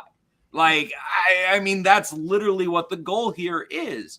And so I don't think people realize how many original thoughts they truly have. And what I mean by that is you really have that many original thoughts. Actually, you have reactionary thoughts. To me, this became really apparent probably a decade ago using Reddit, maybe a little over a decade ago, but you read something, you're like, oh, I have a witty response to this comment or something like that. And you read through and you're like, oh, there's already 2 or 3 of them. Okay. Exactly. And then you do it again and you do it again. And, you do it a few hundred times and you realize, well, I feel like I'm an individual, but my thoughts and reactions to things are quite actually a bit programmed to be reactionary in certain manners. And if you can attune a system to that, then it's actually very predictive in the way people will respond to things. So what you need to do then is just gather, it's all data collection from that point. How many people will react to this incident this way? How many will react this way? And you can just sort of whittle it down to what you can get away with and what you can train people on and how you can move people to the direction that you want. And it people don't really realize that because we are assumed to be very individualistic in our thinking. And your personal experience is not only very individual, but like your makeup throughout your life is individual, right? Like we fill roles, we fill familiar roles, we fill roles in our personal lives with our families that we take in. The families you grow up within are almost, you can almost predict outcomes based on birth orders and things like that. Like there's a lot of data that goes into dealing with these kinds of topics, and you really can narrow down predictive models on the way people are going to behave on things purely based on what their algorithms have kind of put together for them. And it's really weird and concerning, and it is kind of reaching a singularity point, like you mentioned, Blake. Like it's kind of, that the computers can move faster than we can. They really can, and it is very concerning. And there have been people that have brought up the fact that this is that actually concerning. This is that troubling. And we have two kind of ways to go, right? Like we can view it ourselves and take advantage of the tech as it comes available to us personally. But when you're looking at like the war aspect, Jeremy, like what we kind of were talking about, is like the government is 100% utilizing that, right? Like, absolutely. What are they using it for? Are they using it against us, for us? Are they using it against other countries? Are they, how all are they, right? Probably. Like, and what is the outcome of that? And who are the deciders? Who are the what's the check and balance on the deciders when it comes to that kind of thing? What are we looking at? I tossed out a theory. It was a couple days ago when I was on our buddy's podcast, and it was kind of it kind of came up as like an impromptu via a discussion I think both of us had with Mark, to be honest. And I actually put out a theory that the government, and not just ours, I think governments in general at this point, like we live in a situation, and I think this kind of plays into everything, where we're at a point to where they don't have to gaslight us. All they have to do is put forth just enough information for us to grab hold of it, to assess it. So like this goes back and yields itself to a discussion we had earlier, to where we have to not only teach ourselves, but we have to teach future generations how to disseminate, go through, assess pieces of information, right? And because we are in an age now to where so much is digitalized and you can look up anything in a mere second, that becomes ever more important. But the government or the powers that be, if you will, don't have to gaslight us. They just have to introduce information, and then it becomes a situation to where we start to gaslight ourselves, because we look at this information and then it's like they put it on a repeat, and all they do is they change like one word. It's the same thing, but they're changing one word, and we're just like, oh, this is new. This is new. This is supporting the last thing that I just saw, and this is supporting the last. So you start to believe it more and more and more. And this is where the power of repetition comes in, to be able to like alter and change the minds of a population too. Repetition is if you tell yourself something enough, you actually start to believe it. And that is part of that self-gaslighting nature, where I think you also see that in the change in propaganda too, right? We have this weird thing, and we saw this with like Ukraine, or when the thing really came to a fever pitch in Ukraine. Look at how much propaganda they put out for like the first year, and then it started to die off a little bit. Now you really don't hear about it anymore. It's just like it's kind of a thing that's existing. But for the first year, they started going like full bore, like it was World War II again, and you got to buy the war bonds and you got to do this. And they did the repetition thing. This is what it is. This is what it is. This is what it is.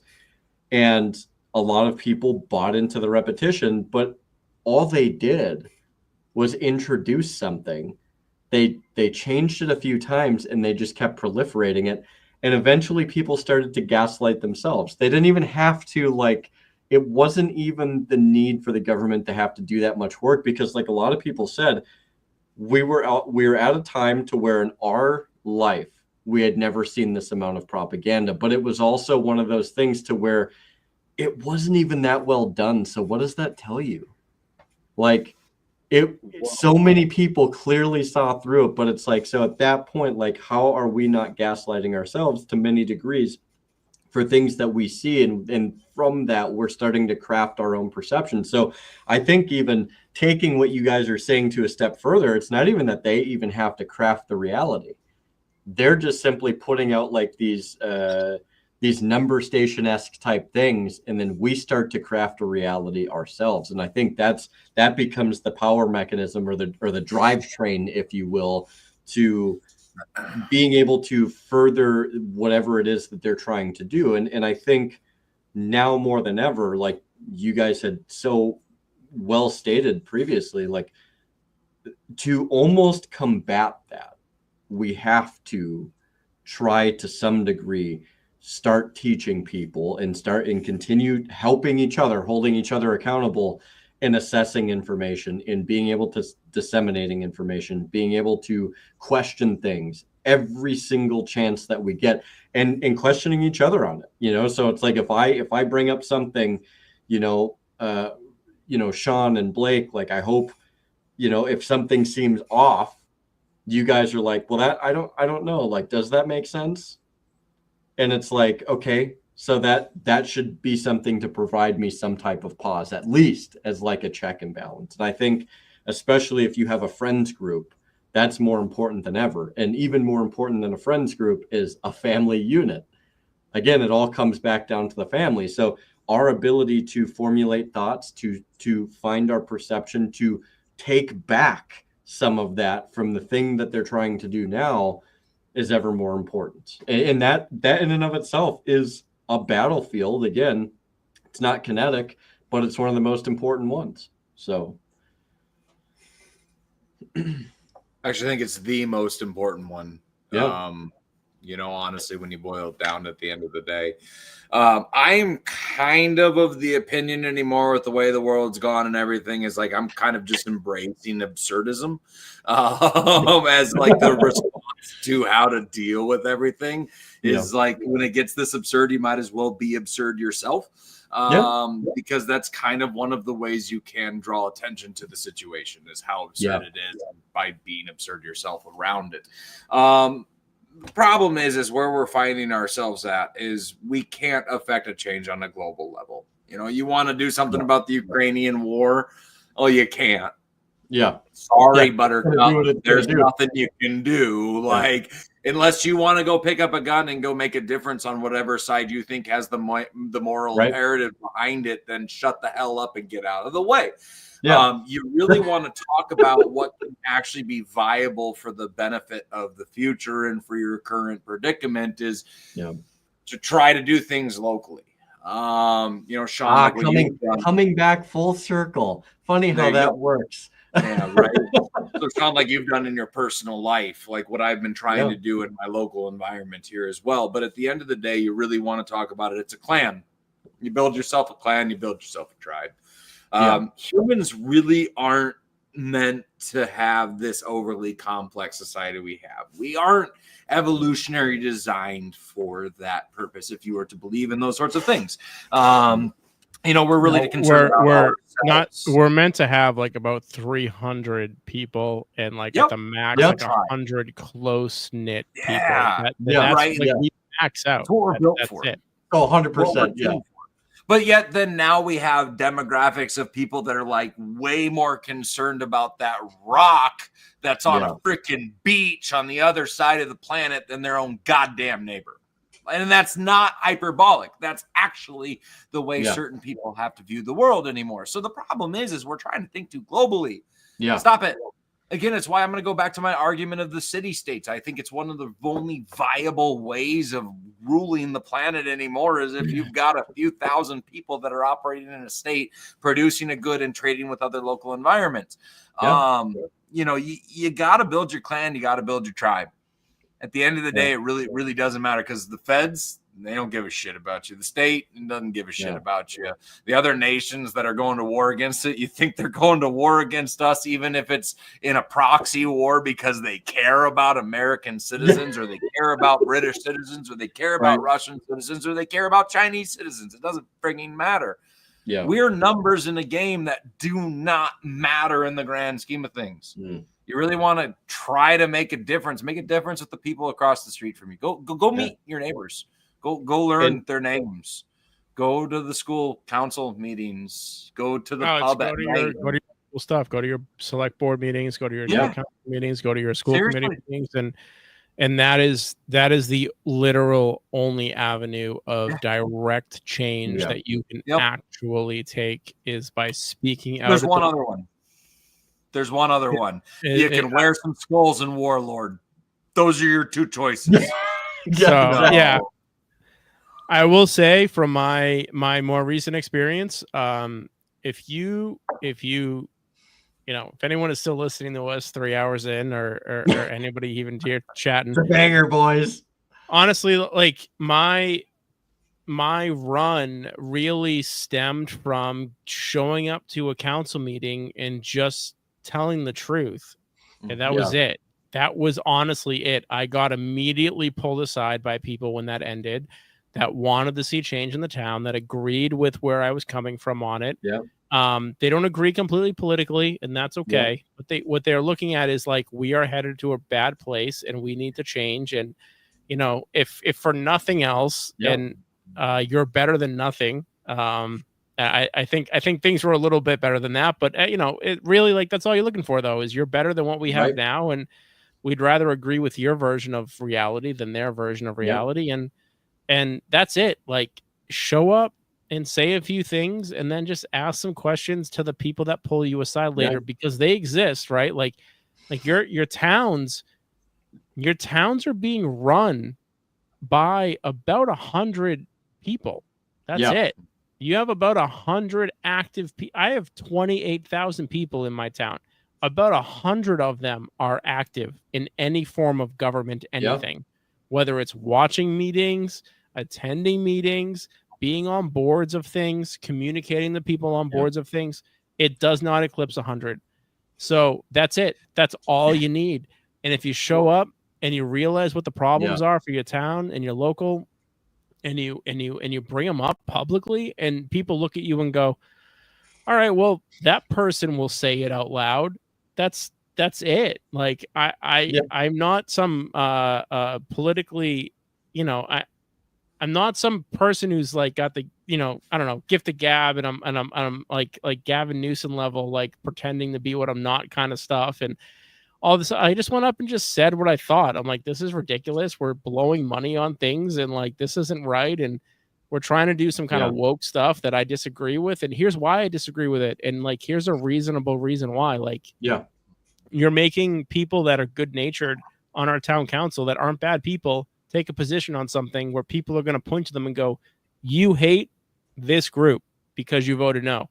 And that is a falsehood. That is not actually what's going on. They just have some kind of principled stance against government entities doing a thing and taking a certain action. But people want to play the emotional thing. So like, that's it. You just show up and just say something. We see it all the time online. People stand up at their local meetings for whatever, and you talk about all like the porn being injected into elementary schools and the libraries, or like this city council is behaving in this specific way that people disagree with, and they get up there and speak, and like half the council leaves mid citizen comment because they don't want to listen to it anymore. And it's like, you that's all it takes is that, and from there you can start to like manufacture a level of change in something. Like I unseated an incumbent in Massachusetts, a Democratic incumbent, basically on my town council, for just going up and just saying what I thought was the truth, So people need to get involved. Honestly, like that's really the end result of it, is just go and get involved. Don't be ashamed of speaking out. Just be a nice person when you go and do it, and it will resonate with more people than you actually think it will. Well, and if that didn't resonate with you, I'll flip it on the other side, and hopefully this does. If in a town of 29,000, it only took 100 people to get to that point, it takes 100 people to make your change. Well, that means it only takes 100 of them to make that change. Yep. 29,000 people, 100 of them. And I'll just say, Sean, 29,000 people, holy shit, I don't want to live in a town that big. I live in a town of 900, and that's more than I like. So what you're saying is it takes 10 people. Is that what you're saying? And that's my point. Yeah. When you really look at the end of the day, how many warriors does it take to win the day? I mean, truly, people devoted to a cause, whether it's physical or it's mental, how many people does it actually take to make a sway? I mean, think about the last time you stood up for something you truly believed in and you went, I'm not going to shift. All right. Were you able to get your way? Were you able to at least get some of your way? Now, if you amplify that by 10-fold or 100-fold, how much more potent is it? Grand scheme of things, like I said earlier, there's 3 types of people in this world. There's sheep, there's wolves, and there's sheepdogs. Realistically, there's only 5% of them are wolves and 5% are sheepdogs. The other 90% are sheep, which means you need to work within that framework. It doesn't take a lot of people to be able to make massive change. I mean, look at history. Look at how many nations were overthrown by about 12 people. Right. Yeah, I think there's we'll start wrapping it up and getting into closing thoughts. But I think the theme near the end here, especially, is like one person can actually have a profound effect on changing things, and that one person turns into 2, that 2 turns into 3, that 3 turns into 4, and et cetera, right? And so, and how many times have we seen this? I'm a big pattern guy.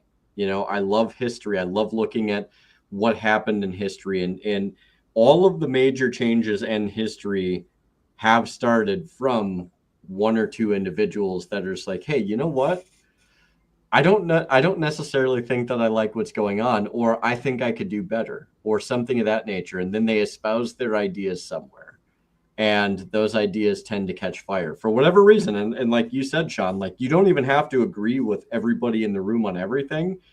It's the simple fact that you found common ground, and it was something that affected all of your lives, at least on one major subject.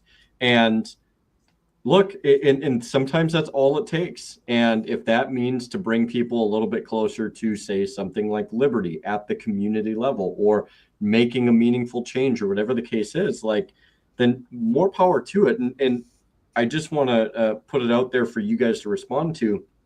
And maybe drive home the message. But like, to anybody out there who doesn't think that you can't make a difference and the whole thing is insurmountable, you definitely can. You 100% can. And you just have to you have to look at that in a realm that's feasible, right? And I think it's the most effective realm, in my personal feelings, and I'm sure these guys share the same sentiment, in the realm that makes the most sense, in the realm that means the most, which is in your community and in your immediate neighborhood and in your families. Like, what are you doing to better your family? What are you doing to better yourself? What are you doing to better your community? And I think that one person that can make that difference they were the founding fathers in many ways. They were the founding mothers. You had these people that, yes, well, many of them were fairly well off. They were business owners, lawyers, whatever the case is. Like, look, in the end of the day, like, they had a crazy idea, which is to basically take up arms against Britain after a long drawn out, like, redress of grievances that never got solved. And they had even echoed, like, they were ordinary men in extraordinary times. And that, in the end of the day, is like what it takes, rising to the occasion. And not everybody's born to be a leader, but that doesn't mean that you still can't make a difference. So I yield the floor to you guys. I have a very simple thing to say, and it's gonna kind of bridge off what you said, Jeremy.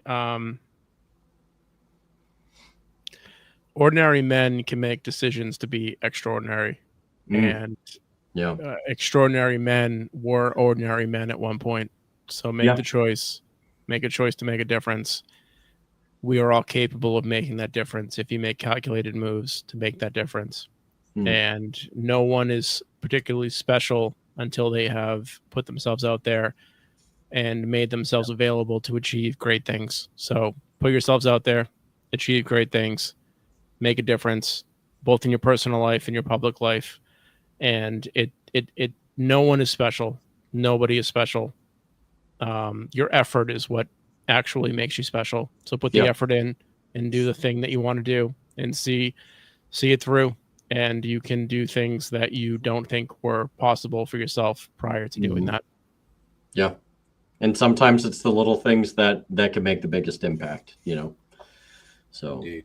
Well said, man. I would say, honestly, I don't know if I can say it much better. And Jeremy, like you just talked about, the smallest of things can make the largest impact. It reminds me of one of the greatest Western authors of all time, J.R.R. Tolkien. His love with the hobbits, and with that small action of good that can win the day. And yes, I bring up a bit of fantasy here because, you know, among our generation, that's something that's relatively close to us because it's kind of nice to read about something that has a chance of being good, right?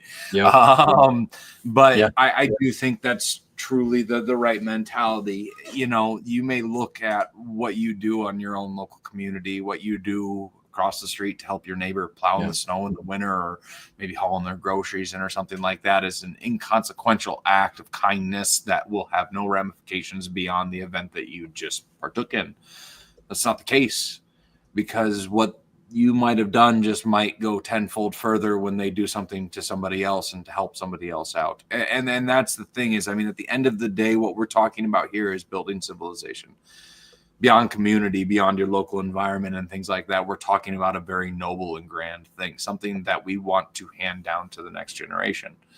But it's not just those Herculean efforts that keeps that torch moving forward. In fact, quite the opposite. It's the smallest of things. Yeah. It's the day-to-day interactions with everybody. It's how you carry yourself, what your goals are, what your ethics are, and then also being willing to back them up and speak your mind. You know, it's these small acts that make the difference in the grand scheme of things. It's these small acts that build civilization. And it's these little acts that we cannot become jaded to, that at the end of every single day, when we go back and we assess our day and we go, was today a good day? Did I accomplish something today? Did I help somebody today? Did I do something good today? And then being honest to ourselves about those very questions we're asking ourselves, that's what moves civilization forward. Yes. It's, in my opinion, both the Christian ethos and the Stoic ethos together melded into one single thing. But if we don't try, well, then we're doomed to fail, right? Yeah. And I'd way rather try, even if it was an uphill battle every single step of the way, than to just roll down and go, well, I'll just deal with the entertainment they give me until I die. I don't want to be counted. I don't know about the rest of you. Yeah. Yeah, that's well said, dude. You know, and Blake, I know you know this for sure. And Sean, I'm sure you've probably gotten this for me at this point, but I'm a pretty hopeful person. To me, hope is one of the most powerful mechanisms that we have as individuals. And it becomes even more powerful when you start to surround yourself with people that are of like mind. And hope is something that we can find, but it's also something we can create. Especially when we find ourselves in times of grieving, we often extend a sense of hope to people who are also grieving around us. When we see people that are down on their luck, we tend to extend some hope to those people as well. And hope can be found in faith. Hope can be found in seeing the actions of people who are going out and doing things.